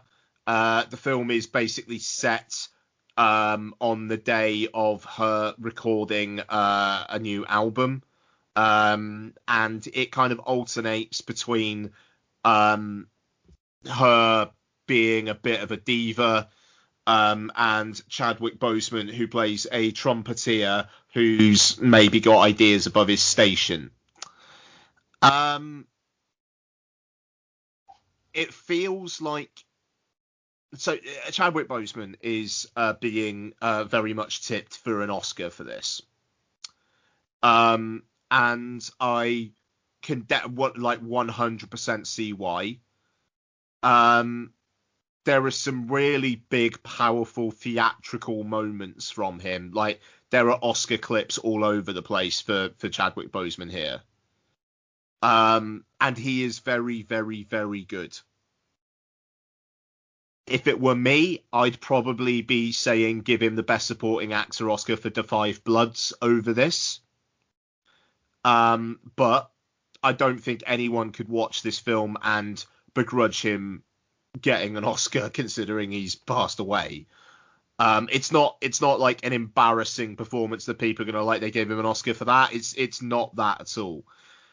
I wish the film around him was better. Viola Davis is very good. You could see her getting a nomination pretty fucking easily. But considering it's called Ma Rainey's Black Bottom, it's kind of weird that the real impact is with Chadwick Boseman's character. Sorry? That we don't see Ma Rainey's Black Bottom. We don't see her Black Bottom either. No. But no. She actually kind of leaves the film 5-10 minutes before the film actually ends, and her arc isn't really much of anything. It's odd. It really is Boseman's character's story. And it's based on a stage play. No, the dog's barking. Could that be? You get a delivery, mate. Yeah, that might be me. I'll mute my mic. Right. Should we jump in and do what is it? Go for it. Right. Bex, what have you been watching, babe? On my own, I watched. You don't have to speed round them. You don't have to go really slow. You don't have to slow motion. But inspired by Ian's watching of it the other day, watched the Polar Express. I really like the Polar Express, and it is in my regular Christmas rotation, but it doesn't make it onto the Christmas Eve rotation. That's a very specific set of films that are on there. But yeah, I really like it. It's from hating it to start off with to it now being one that I watch every year. It's quite a journey. I hadn't noticed the creepy hot chocolate men having all the same face before Ian mentioned it, and that. How? You don't look at their faces. You just look at all their kicky dancing and stuff. I thought you were saying. I thought you were just crotch looking. No. But yeah, I mean the thing about obviously they're on the train, and you kind of get the vibe that he really wants to believe in Father Christmas. He really wants to believe in this whole stuff, but he can't quite get it out of his head that he's probably dreaming because this is quite like outlandish. And then he's literally in Santa's village, and he still can't quite let himself believe in it. And he gets the bell, and then he like wills himself to believe, and then he does, and then he hears the bell ring, and it's like it's all just very exciting. And then he gets the bell for Christmas, and it's a bit like my take on Krampus, because obviously we've got different opinions on the ending of it, and I choose to believe that they get a second chance at not being capitalist shits. That's not.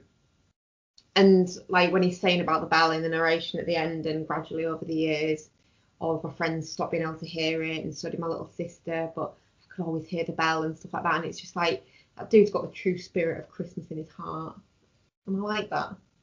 I like a bit of cheese. Fair enough. So yeah, I watched that, and then speaking of cheese, I watched the movie Paradise Hills, which is on Netflix, and I've it's been in my watch list for a while because I found it quite intriguing. It's got Mila Jovovich in it. It's got Emma Roberts in it. And Emma Roberts movie with that one? I did watch. She's not a bitch really in it though. She's quite nice. Put that shit there. Awkwafina's in it as well. Awkwafina is in it, yeah. And then Isa Gonzalez is in it, who is in Baby Driver, plays Darling. Yeah, so it's fine. Basically, well, it's really fucking solid there. it's kind of set in this future, and obviously something's happened, and I think they refer to them as like uppers and lowers, the classes, and like Emma Roberts plays like an upper, of course, obviously, and her parents want her to marry this guy, but this guy's responsible for like her dad's death, but then he's taken over the family business, and they want her to marry him to like bring that back into their family kind of thing. Mm-hmm. But she's rebellious and won't do it, and so they send her to this reform school which is run by Mila Jovovich, and they're basically like it's on an island. They drug them so they can't try and escape on a night, and make them do like stuff like yoga and like deportment classes and things like that. And then Emma Roberts' boyfriend, which is partly why she doesn't want to marry this horrible guy, turns up and to like rescue her. And then I think it turns out that he's a snake and he's actually working with them. Oh. Not a literal snake. Oh. But yeah, it turns out that what they actually do is they clone them while they're there for the period of time that they're there. They create a clone. The clones then... They take in lower class girls, give them loads of plastic surgery and stuff to make them look like the people, teach them how to act like the people, and then send them back out into the world. And so they... I think eventually the clone gets out, and then she pretends to be all like obedient and stuff now, and then kills the dude that she's supposed to marry. Cool. It's kind of a messy plot. Sounds it. Yeah. Is it any good? It's alright. That's not glowing. I mean, I've watched it again, but I can't say it's good. I'm not gonna watch. I don't watch movies that aren't good again. No. It's like your whole thing. Your whole thing is watching shit. I don't watch shit. I mean, you probably are. Not physical, like actual fucking shit. That's weird. Yeah, no, it's good. It looks very pretty. Emma Roberts she's not quite full Emma Roberts in it though. I put that shit on. Yeah. You know what you need to watch instead? What? Holiday. She's not full Emma Roberts in that either though. She's good, doesn't she? I mean, she's good fine. film, Holiday. Yeah, it's good, yeah. Feels good hit of the winter. Yeah. So what have you watched on your own?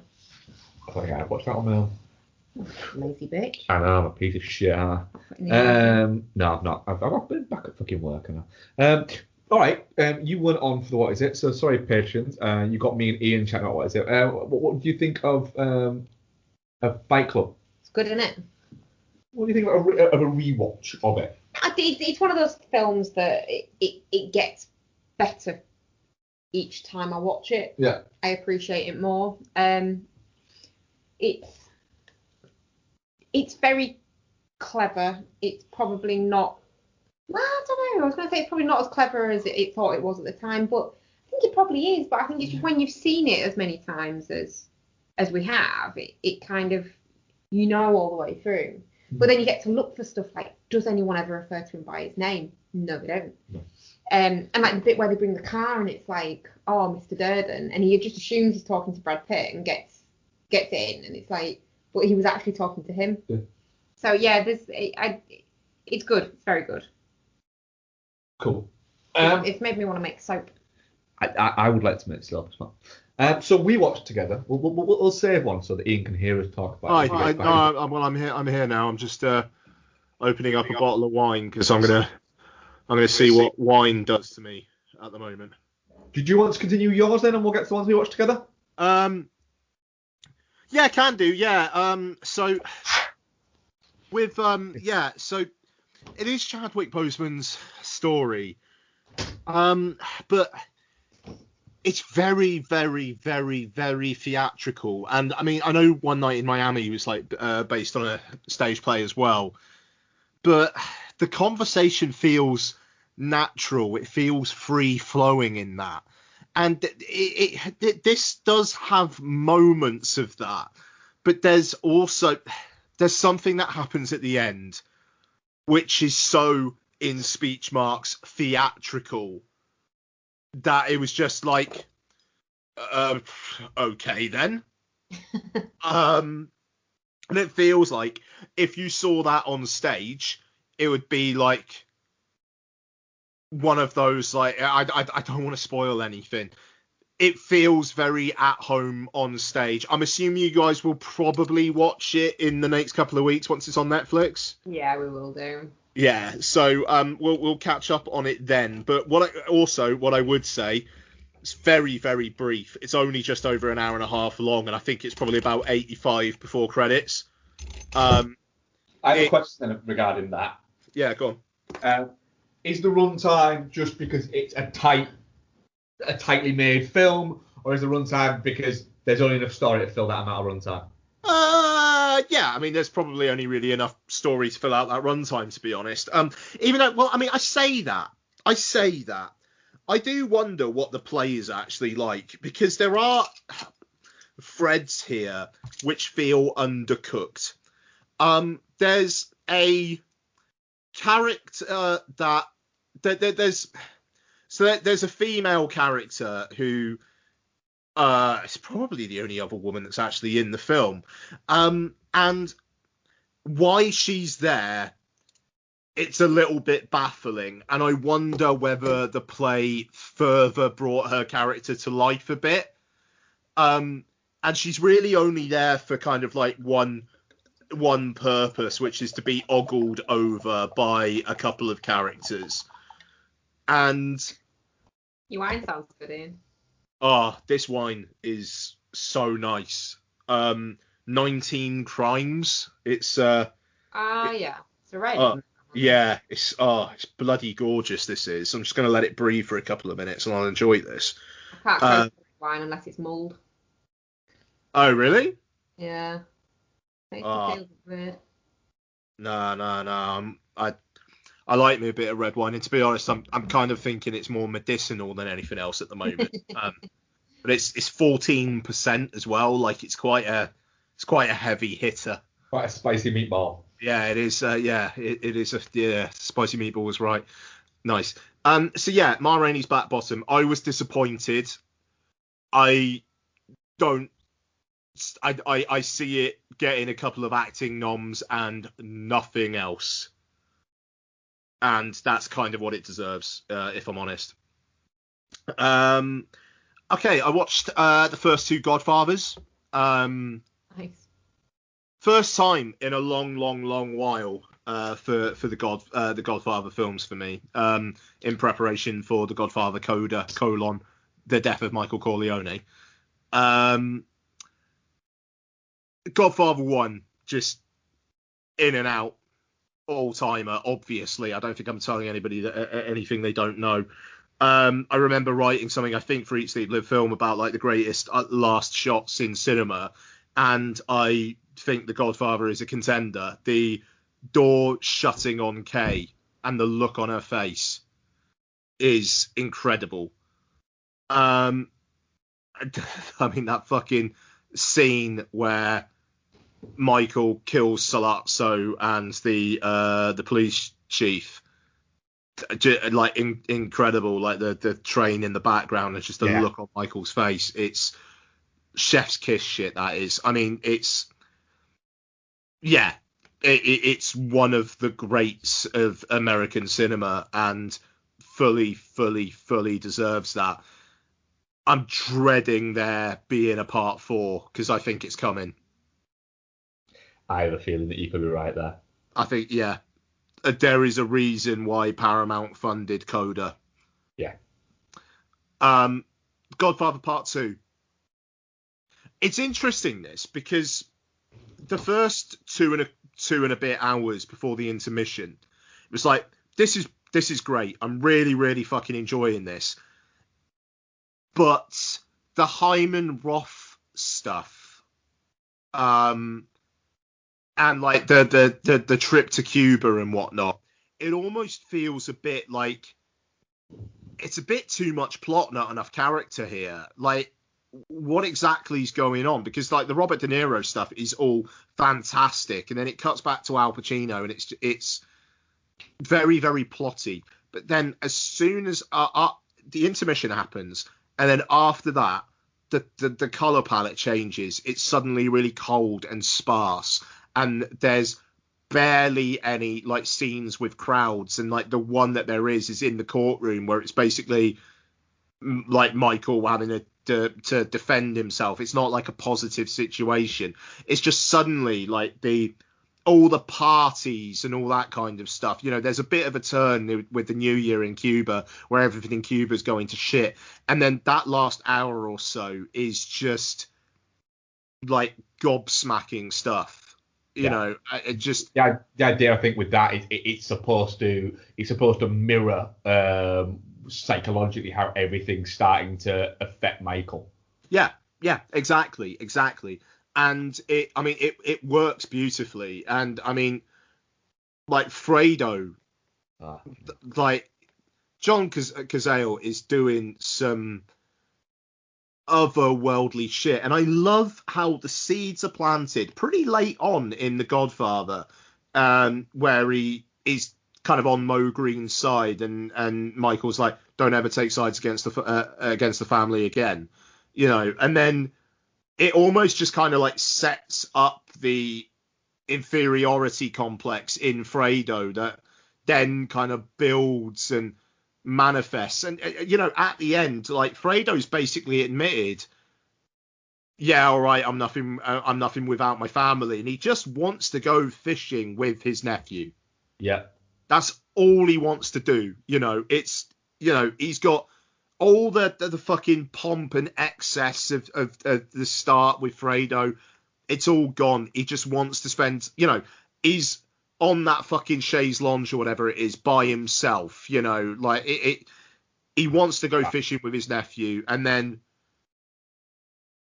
just a really unceremonious death. It's, I mean, it is fucking heartbreaking, you know. Yeah, just the coldness of the kill is, again, it is, again, fucking wanky film. What is it? But it's supposed to signify just how fucking cold Michael has become. In that he can do that. It's why it's not over the top. God, there's some fucking wondrous moments in that movie. Yeah, no, I mean it's incredible stuff. And I mean it's the kind of thing that makes me think that it's like I've always I've been so obsessed for years with just like watching as many films as I can and whatnot, and it's like I feel like I just want to like luxuriate in really, really, really fucking good films. We've kind of done this a little bit recently, haven't we? We've gone back and watched sort of things like Carlito's Way and Donnie Brasco, and they've all got kind of a theme, but they're just really just high quality, really good fucking films. And we'll be rewatching the Godfather films shortly, won't we? Yeah. But then I'm in my brain, I'm going with the Godfather. I'm going, well, there's this bit in it, and there's this bit in it, and there's this bit in it, and I've seen them all before, but you're still starting to get fucking chills about them. You know, the moment where fucking Michael tells Fredo that he knew it was him. It's even you know it's coming and you've seen it before, but you still watch it and it's still you go, holy fuck! It feels momentous that moment. Yeah. It's the bit that breaks everything. Yeah. It's the way that Michael says, "Don't make a big thing of it." Yeah. Like I've got us a plane to Miami. We leave in an hour, and then I knew it was you. You know, just how Al Pacino does cold rage, but silent rage better than maybe anyone, and the look on Casale's face as well. I mean, like the backing off. It's like he's just been stabbed. Yeah. It's fucking incredible. It's incredible. There's no. I mean, it's a fucking horrible fucking tragedy of the fact that John Casale died so young.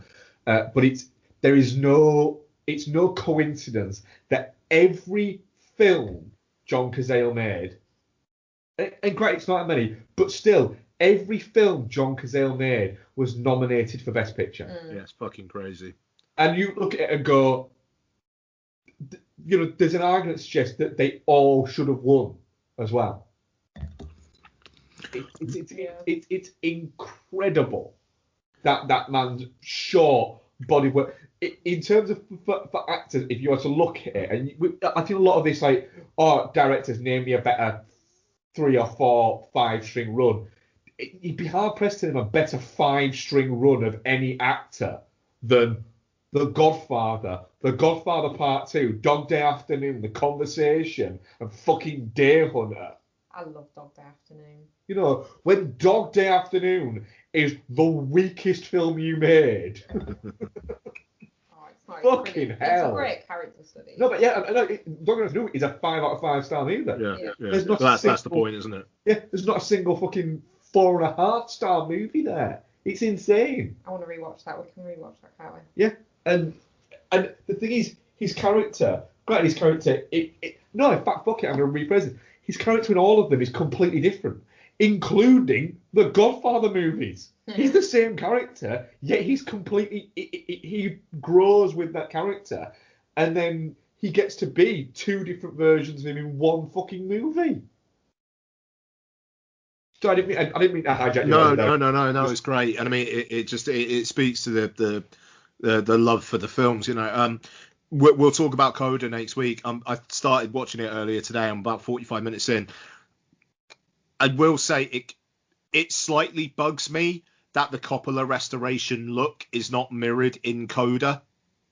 It's a really, really nice restoration, but it's not that kind of like golden kind of tinge to it. Yeah.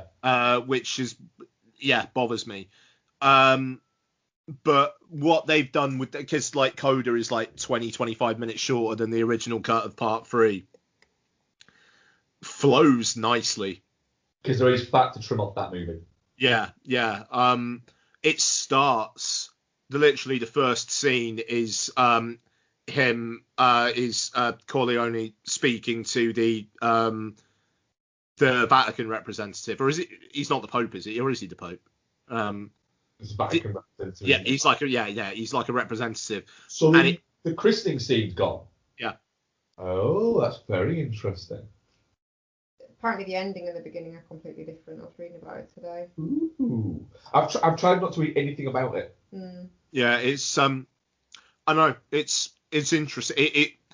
It just flows very nicely from that last shot in part 2 of Michael just sat there kind of like contemplating to then obviously there's been a passage of time and now he's just about to complete what looks like legitimacy. You know, it's the like it's almost like what he's thinking about is the day that the family will be legitimate, and then the start of part 3 is him so much older and then seemingly getting this legitimacy. It's really interesting watching him in close proximity, which obviously you guys will do. What a fucking treat. What a treat. Speaking of what a treat, I also watched Santa Claus the movie. Which just very quickly on this, it's really interesting. It's produced by the Solkins, who produced Superman the movie, and the fact that they're actually trying to do an origin of Santa Claus in this fucking thing is fascinating. Like the first chunk of the film is about how Santa Claus got started, and it's like, wow, all right then, fine. And then like the second like act of it is, all right, let's add Dudley Moore as an elf who thinks he can be Billy Big Bollocks, teaming up with John Lithgow, and John Lithgow's like an evil toy maker.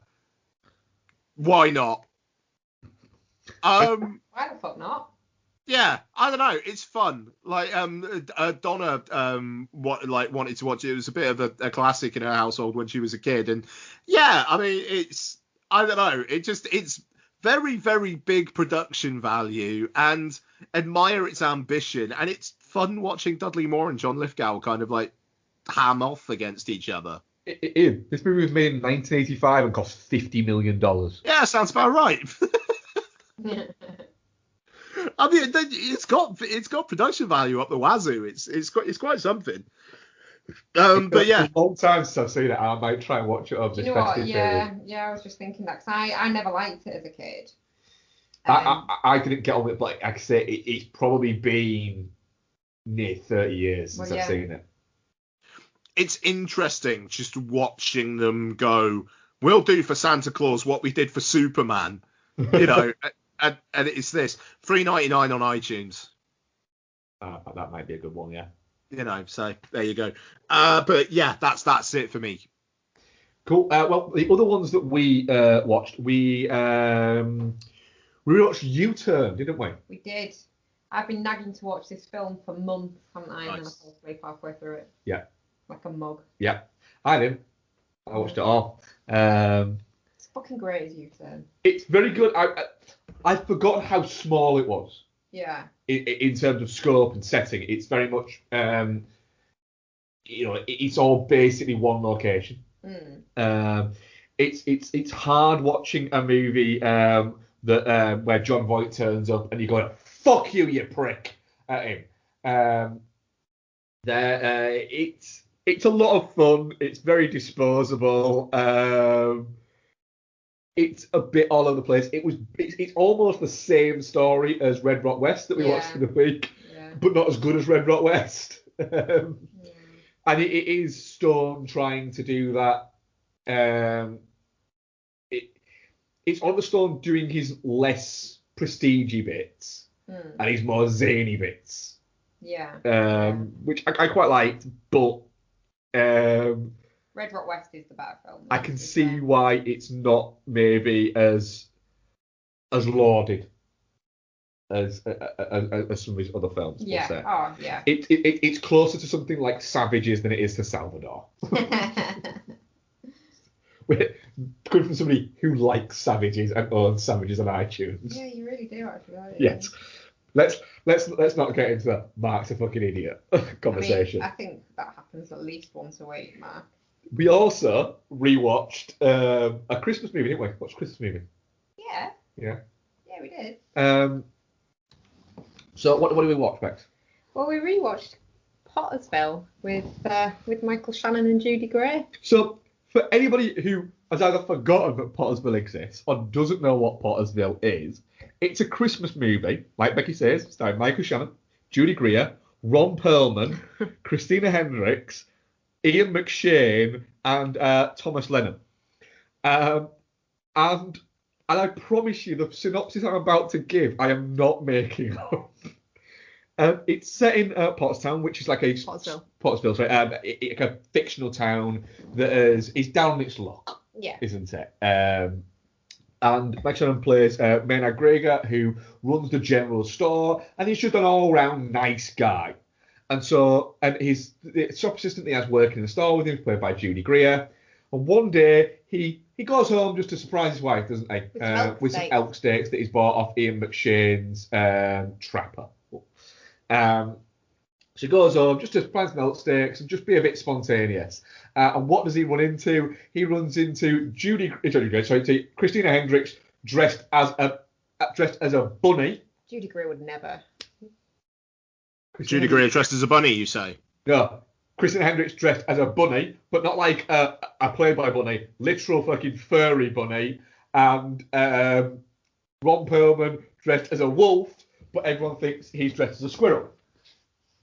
And they're furries. So he leaves, goes back to his store, gets drunk on moonshine, and decides he's going to dress like a gorilla, and then runs around chasing bunnies outside when he's drunk. And what would you have it? The people of Pottersville think that they have a Sasquatch. Yes. Yes, they do. And Nice. so he continues doing this because it's making everyone happy. Yeah. Then Thomas Lennon turns up as a Australian TV show host who is trying to capture said Sasquatch. Fake Australian. Fake Australian, yeah. Yeah. And that is the story of this movie. Yeah. Interesting. It's 85 minutes long. It's on Netflix. And it is funny. It is charming. It is Christmassy enough in terms of feeling, rather than it being set at Christmas. It's set at Christmas. It's set at Christmas, but it's not about Christmas as such. No. But it is set at Christmas.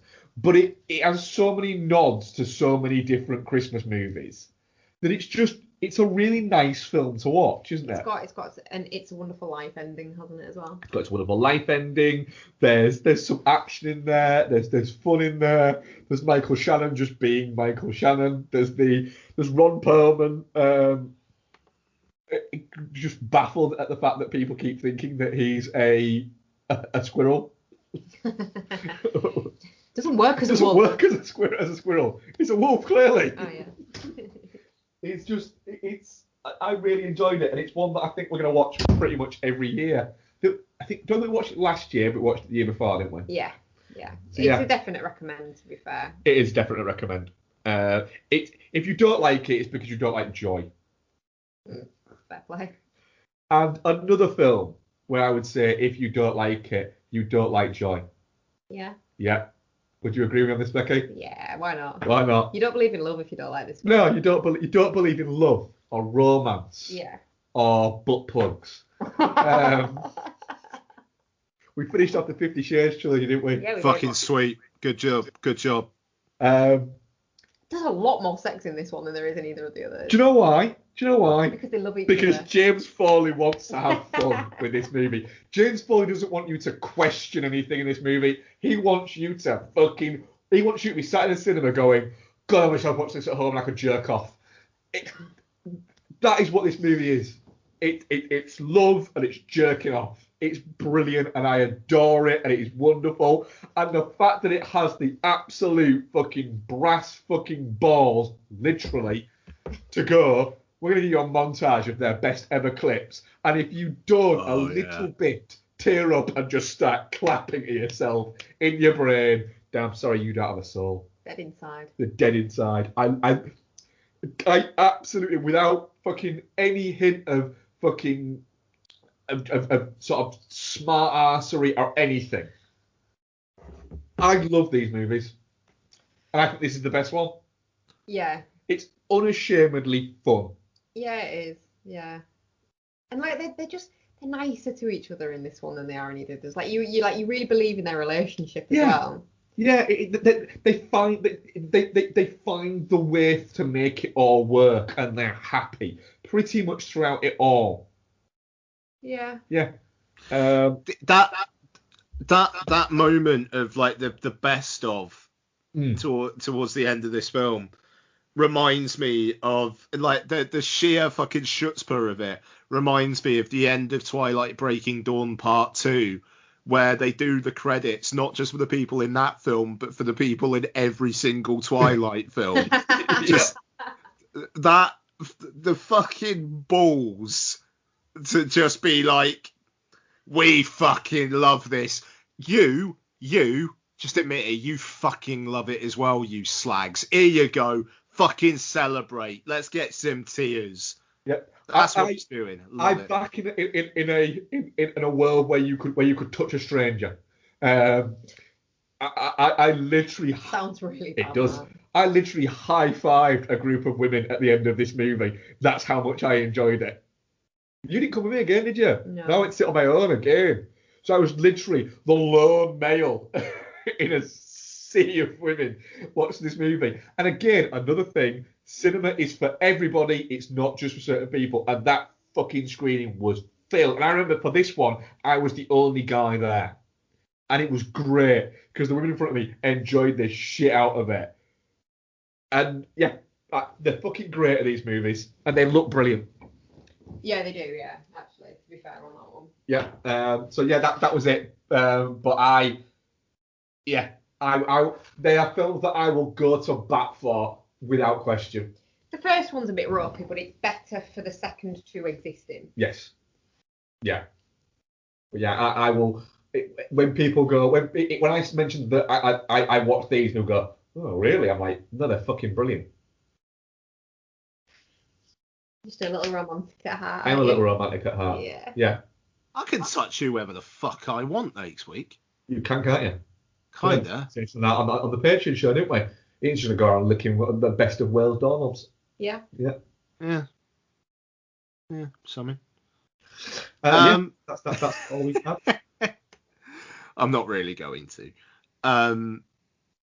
Freaky. Huh? Well, no, but I mean, like, just because I'd have antibodies, I could still pass it to people, I think.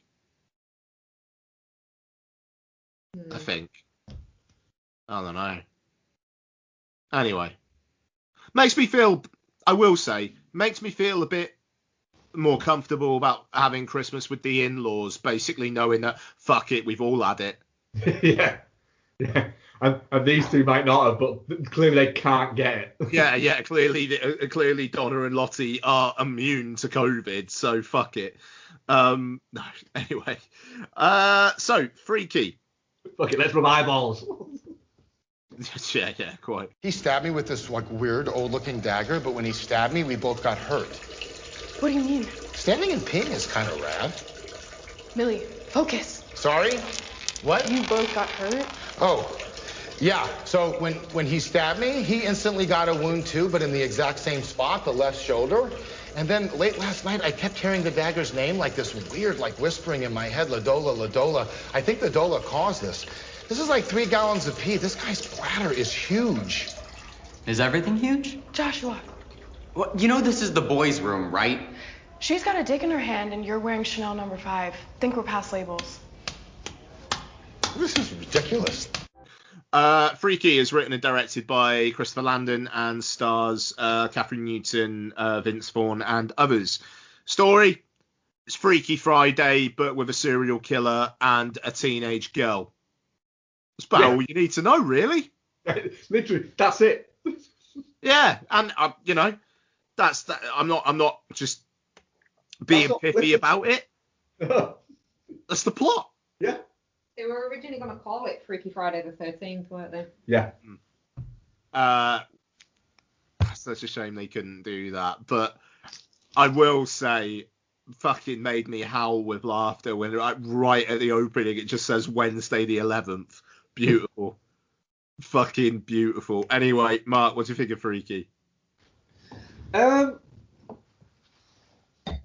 there's almost like a collection within the movie where it's celebrating an awful lot of horror, and it's reveling in that. I do think at points it gets a little bit caught up in its own Easter egginess for that, but it starts out with a bang. You've got a really good group of kills to go off with that basically goes, look, this is what we're going to give you. This is what you're here for. We're going to give you it straight away. It's going to be silly, but not in a spoofy way, but just in an OTT way. And I like that. Way, yeah. In a fun way. It's never afraid to be OTT or preposterous. The whole bit where you get essentially the Freaky Friday moment, where they switch places. The fact that it turns into a fucking Mayan tower and all that lot is just it's cool. And the performances are all good.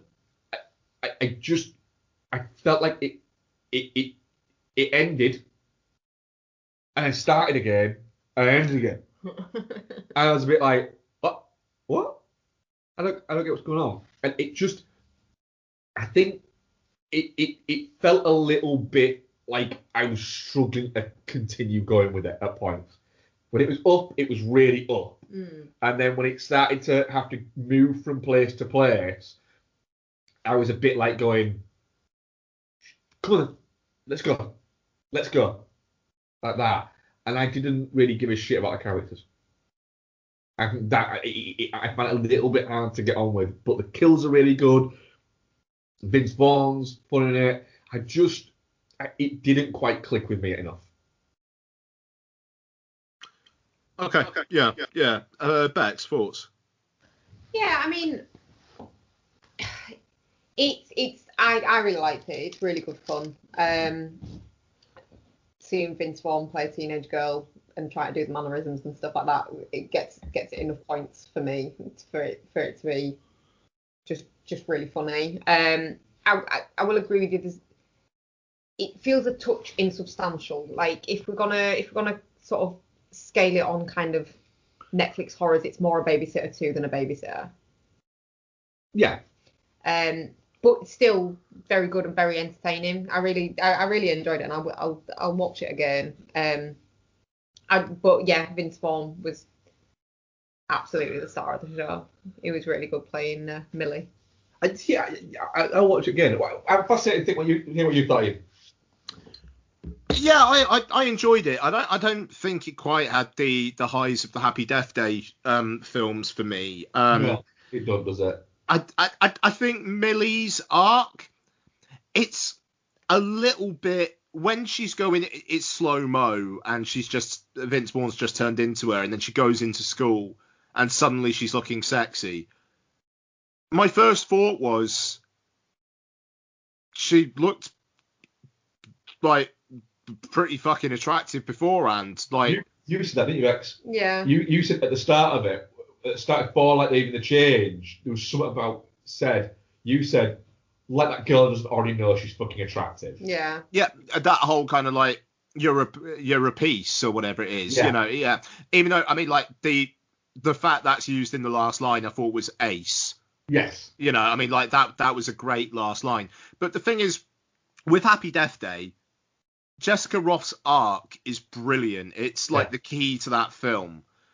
With this, I don't know. It just like, okay, she's a nerd who's, well, not a nerd even. She's just bullied for some reason, and she's got a dead dad. It doesn't feel as clever as the arc in Happy Death Day, which basically for the first third of that film presents you with an arsehole who it's like, yeah, all right, fine, kill her off, you know. Well, I think when we watched this, Bex, I think when we spoke about it on the podcast, I think just before you watched it, Ian, we said to you, the thing that the movie does is you don't like her, and I was struggling with Happy Death Day in thinking I'm fed up of spending time with this piece of shit. Yep. And by the end of it, you're going, I will go to battle with that motherfucker. That's it. And then part 2, you're so on her side, and then it's just like things fucking up for her. But you built up so much empathy for that character through the first one that you just want to see her come through the other side of it with the second one. And the second one does some really interesting, surprising sci-fi shit. Yeah. I very much enjoyed my time with Freaky. I mean, the best friend characters I could take or leave. But Vince Vaughn I thought was great. That scene with the romantic interest in the car was fucking incredible. I really like the fact that they use Vince Vaughn's physicality. Yeah. Yep. Really well, in the sense that they use her her now lack of physicality really well. So in the bit where she tries to kill what's his name from Ferris Bueller, there she straight away is thrown against the wall by him because she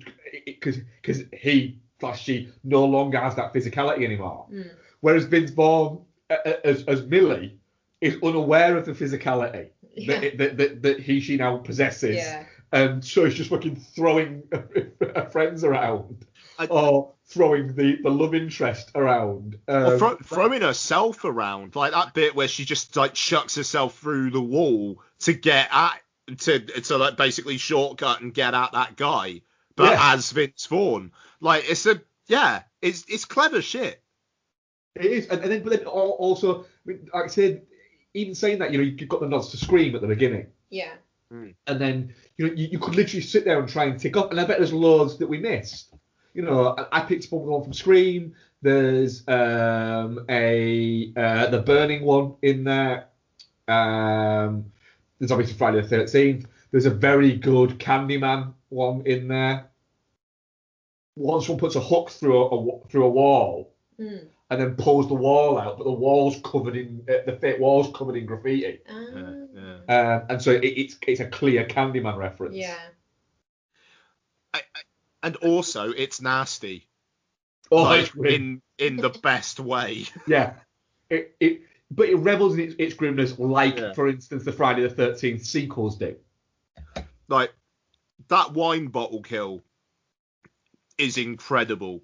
Oh, yes. I can't believe no one's done that. But it's one of those ones where it's like, I wish I had that idea. Yeah. I mean, it's grim. Yeah, it's grim, but it's like, fuck it, that was clever. Well done, bravo. You know. So you've got that kind of clever, but then also Alan Ruck getting fucking sawed in half, and he's just basically a bit of meat at the end. It's it's wonderful creative gore. Without trying to show off or revel in it. No, yeah. Just like, here you go. That's fun, innit? Moving on. Move on. That's it. It doesn't linger on it. It just goes, bleh. Look at this. Gross. Yeah, almost like the movie's going, oh, this is grim, innit? But I mean, like, to be fair, for all I was saying about like Millie's character arc, I do like at the end that her sister and her mum are joining in battling Vince Vaughn and whatnot. She gets that last bit, really really overextends that kill, and then the sister just looks at her. It's just like, Jesus, Mill, it's and then, is it like, does she say I am a fucking piece, or is it just I am a piece? I think there's an F-bomb in there. No, I think there's an F-bomb. Yeah, just like beautiful, fucking brilliant last line. I mean it's just a really entertaining horror comedy. It's nothing more than that. I like I say, I don't think it's got the heart of the Happy Death Day films, but it's fucking entertaining. But it is exactly as good as it should be. Yeah. It could have been an absolute fucking car crash. Yeah. But I think it's as good as it needs to be. Yeah. Yeah. And that's pretty fucking cool.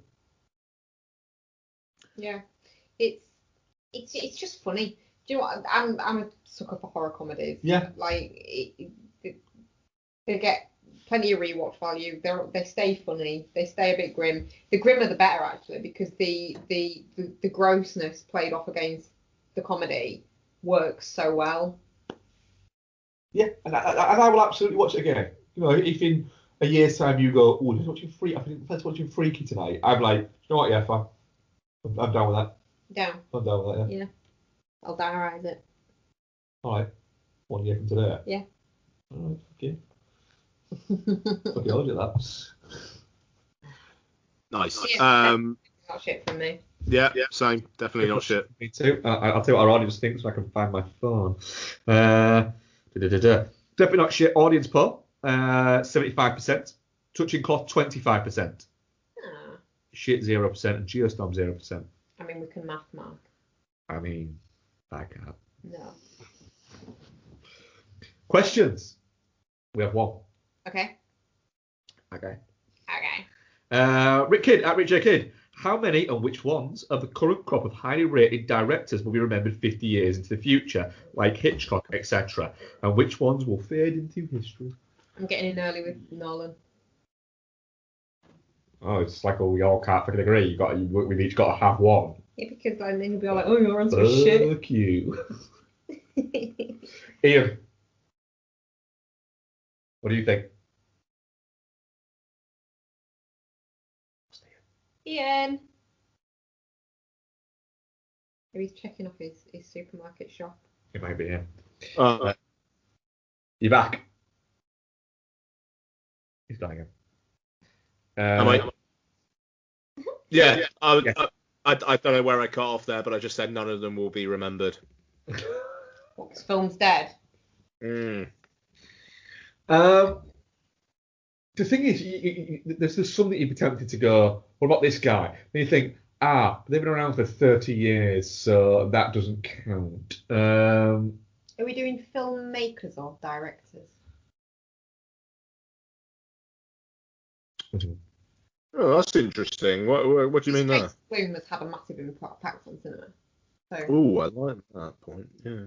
So in a Roger Corman kind of way. In a Sheffield kind of way. Yeah, I think you could be right there. People like Corman and Lloyd Kaufman are still very fondly remembered in like cult film circles, and that's basically what they did.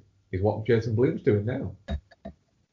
So yeah, I think you could be right. That's better go on that one. Thanks. I don't think people like the Russo brothers will be remembered. No. I don't think anyone's going to remember who they are. I don't even remember who they are now. I don't hate it. Oh god. I agree that I think Nolan will be. Does Tarantino count? No, because he's been around for too long. He's been around for 27 fucking years. But yeah, I think it's feel like him, Paul Thomas Anderson will be. I think you'll have footnote ones that burn very fucking bright for a brief amount of time. M. Night Shyamalan won't be remembered in 50 years' time. No, because this is the thing. It's like you look at who are the up and comers now. What, Ari Aster? Great. Yeah. But people like Mike Nichols, for instance. I think will be remembered for. And Jim Mickey remembered, like people like Peter Bogdanovich are remembered, and maybe even sort of like De Palma, where they're remembered and they're known, but if you're into film, you know about them. They've kind of quite a lot for the wider world, which is insane for somebody like De Palma, because he was still making great films. What do you think about Mikey Flan? Like Flanagan? If he stops fucking knocking about with Netflix TV shows, then maybe, yeah. But I mean, that's what's got his name out there. Yeah, I mean, you use it as a platform to make, realize. Yeah, I mean, he was barely even involved in the haunting of Bly Manor, and nobody liked it. So, Bex, like, that is one thing. He's not like it as much, and he didn't direct it all, did he? No, he's fucked it off, and he's back to making films now. So And surely that highlights how good of a director that he is. I agree. We've been on the fucking flan train for years, me and Ian. yeah, Haven't we? We've been chowing down on fucking flan. yeah. Mate, flan all day long. You got a nice stack of flan cakes. I'm all up in them. We've been fucking well on the fucking flan. Since fucking day one, we've been flanners. Yeah. Flan's business. Yeah, we are. Yeah. Fucking flan. Jelly and fucking custard. Here you are with your getting on the Haunting of Hill House train. We were there from Absentia, son. Yeah. As well. I fucking watched Absentia with him. Oh, yeah, but all you've gone about is the fucking TV stuff. It's really fucking good. And no, that's not true. I really like Oculus. Bex, the thing is, right, you're going to have the last laugh because TV's going to last way longer than film does in the new regime. So, you're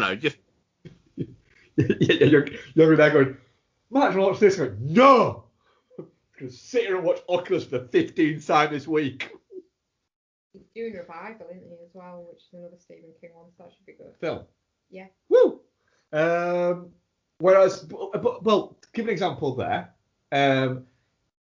I think if Flanagan stops making TV stuff and starts making more films, I think he could be remembered in a similar way to somebody like Carpenter is. Whereas Rob Zombie, as much as I like his films, in 50 years' time, do you think people are still watching fucking Devil's Rejects like people are watching Texas Chainsaw Massacre? Probably not. Whereas, Halloween, people will still be watching Halloween. Yeah. Judd Apatow will disappear.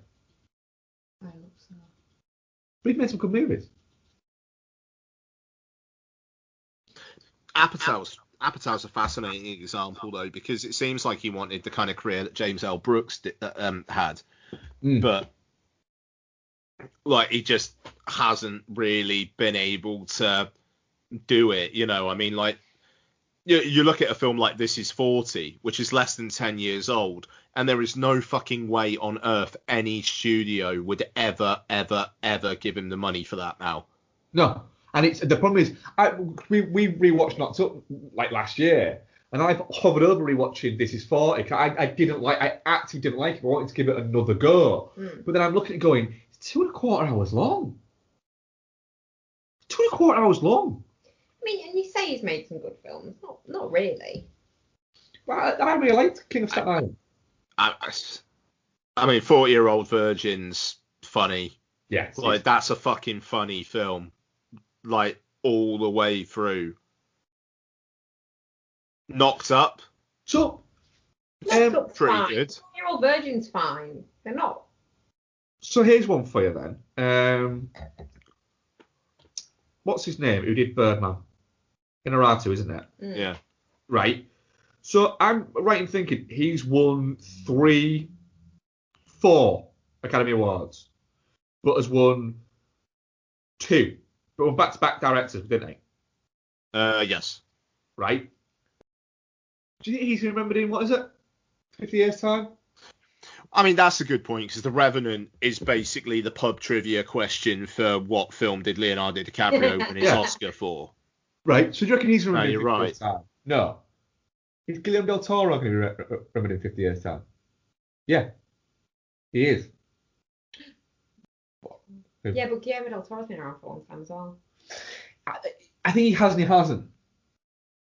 In a similar way to, and I'm going to use De Palma. De Palma only came to prominence with Carrie in, 74? 75?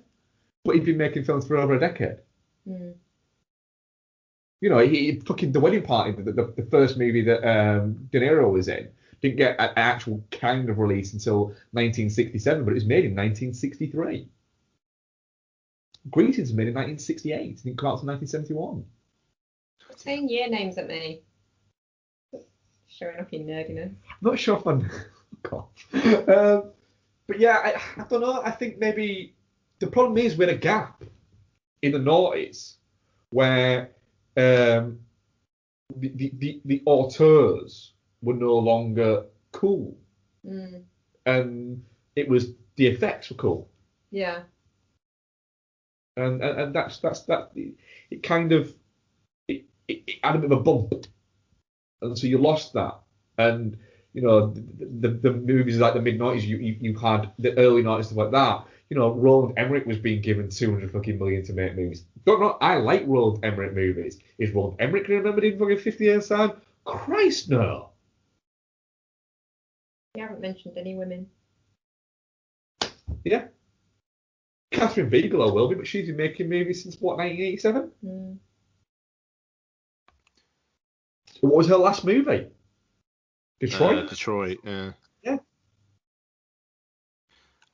One of the biggest shames of fucking cinema I still think of the past 10 years is that Catherine Bigelow didn't get to direct a Bond movie. There's still time. There's still time. It'd be fucking fantastic. I'll tell you what though. I'll tell you what right now. What? Bet the fucking Bond producers are all over Nolan's agent. You reckon? The amount of control that Broccoli wants. It would be fucking fascinating if they were just like, right, Chris, write your script, like, get your screenplay written. If we're down for it, you've got complete control for here on in, as long as you basically stick to the screenplay. The thing is, that would be fucking interesting. It'd work because it's not like when Tarantino wanted to direct a Bond. And the reason why it was never going to happen was because he wouldn't have been able to bring it in at a 12A.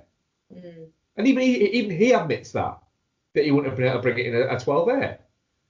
Whereas, as we said earlier, bringing the show back around a full fucking circle, because we're goddamn professionals, Nolan could do that. Oh, so if you're bringing the show back around full circle, we're back in the news section. Yeah. Did either of you guys see all the furor about the new Ghibli movie? Oh, because it's digitally animated. Yeah. Because it looks kind of like shit.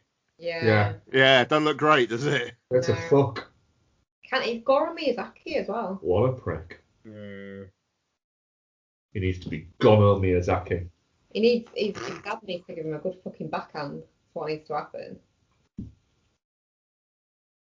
Stop it. You're really impressed with yourself with that. I am, yeah.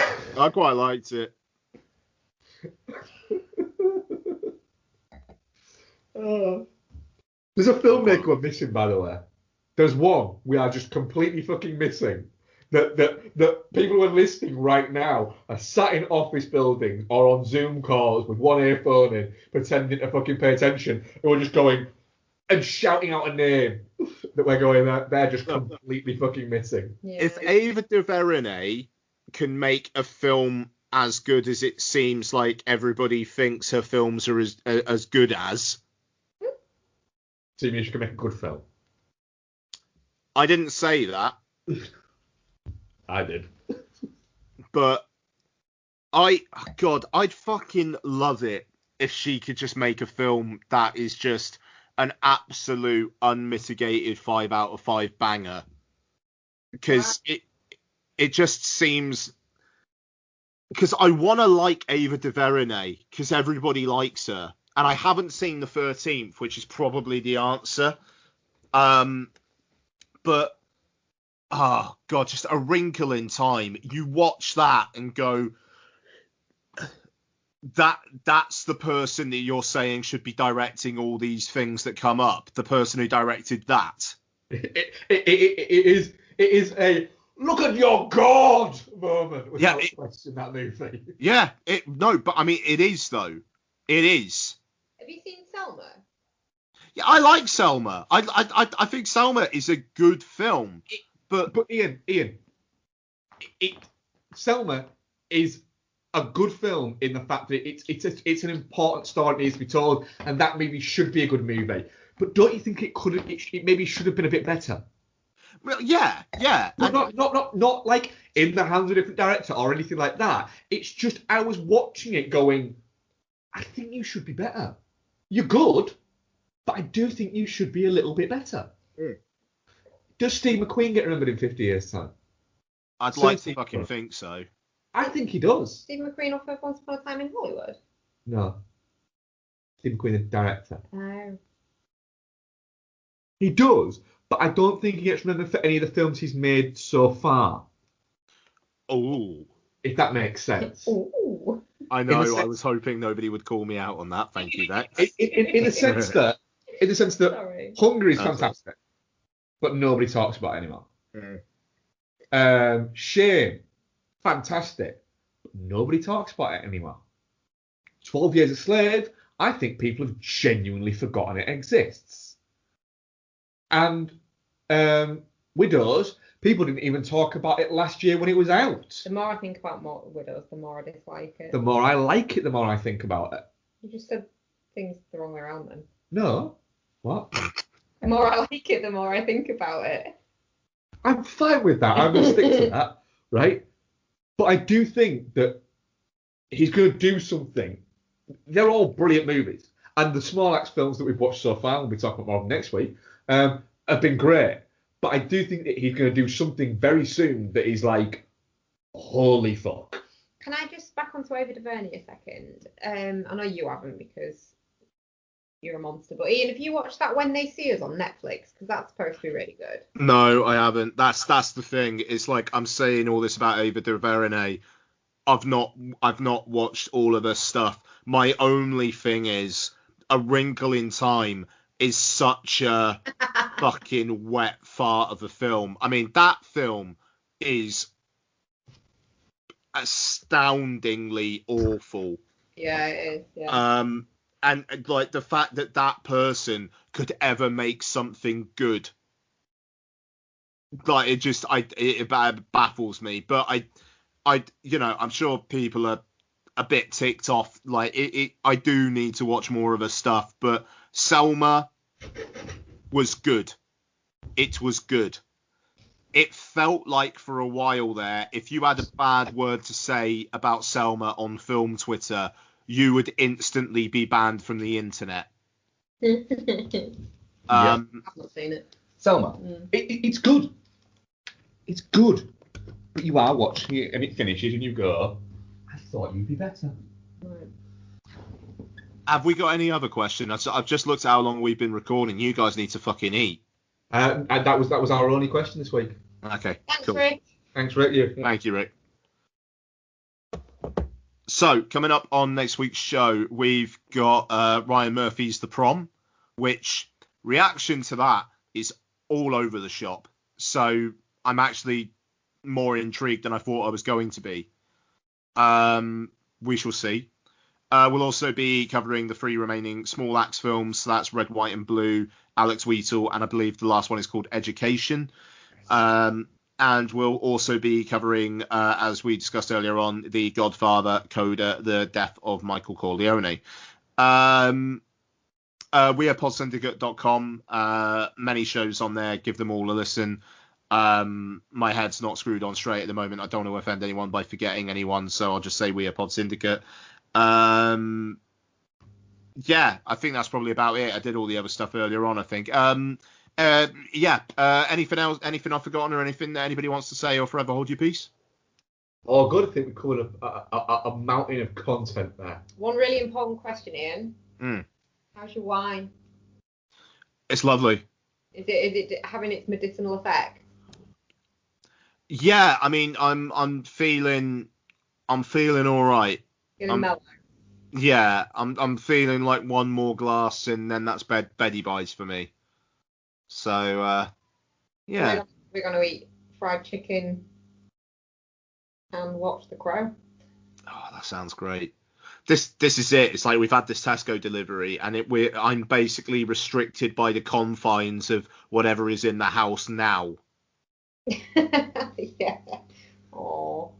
So we're going to get a takeaway one night, but aside from that, so we shall see. But by the time we record next week, I would have been out again. Yay. So that'll be nice. Stay safe, everyone. Wear your masks. Use your hand sanitizer. I don't know. Don't make your mother-in-law a cup of tea. And when you wear your mask, right, wear it over your nose and your face. Yeah. Right? Not just over your mouth, your nose hanging out, or on your chin, or over your ear, or anything like that. Wear it so it's covering All of the bits that you breathe out of. Why Yep. would you have your ear? You see some fucking shit walking around, I'm telling you. Yeah. Yeah. Yeah, because even if you're super careful, shit can still happen. Yeah. You know, it just people can have no fucking symptoms whatsoever and still give it to you. You know, this shit is out there. It can happen. You can have it and not even know about it. I know I'm saying really obvious things, but I'm a dickhead who caught it. So learn from me. Bye. Bye. 1, 2, 7, 8, fly like a witch. You can drink my lemonade, lick my lips. 9, 10, 11, I'm back that dick. I'll wear the pants, flick that switch. 1, 2, 7, 8, fly like a witch. You can drink my lemonade, lick my lips. 9, 10, 11, I'ma crack my whip. Now you wear the pants, switch. Every day I work it. I don't wanna be pretty or perfect. Every day I'ma burn it. I'm a mother, I'm a boss, I'm a pervert. Every day I'ma work it. I don't wanna be pretty or perfect. Every day I'ma burn it. I'm a mother, I'm a boss, I'm a pervert. I'm so done with Dave and Steve. They're dumb as a brick. I've got my whole clique with me. We don't take no shit. Suck my cherry! Suck my cherry! We're never gonna play safe. We're the ones setting the pace. This for you and your mates. Step back, make space.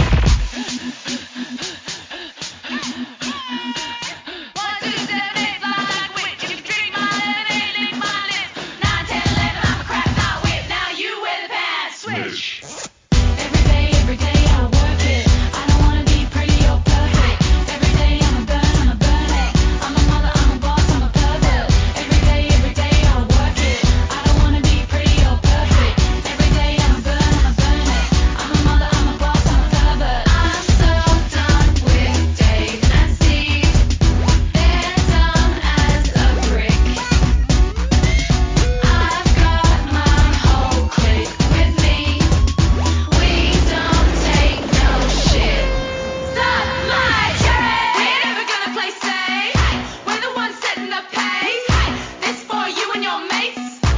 Step back, make space. We are everything you ain't. We don't give a fuck, fuck's sake. Life in phase, run amok bad brains, and we're gonna do it our way. Suck my cherry! Suck my cherry!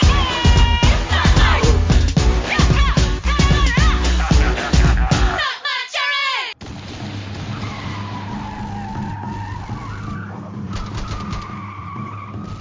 This podcast is part of the Pod Syndicate family. For more criminally compelling shows, articles, and conversations, head to wearepodsyndicate.com.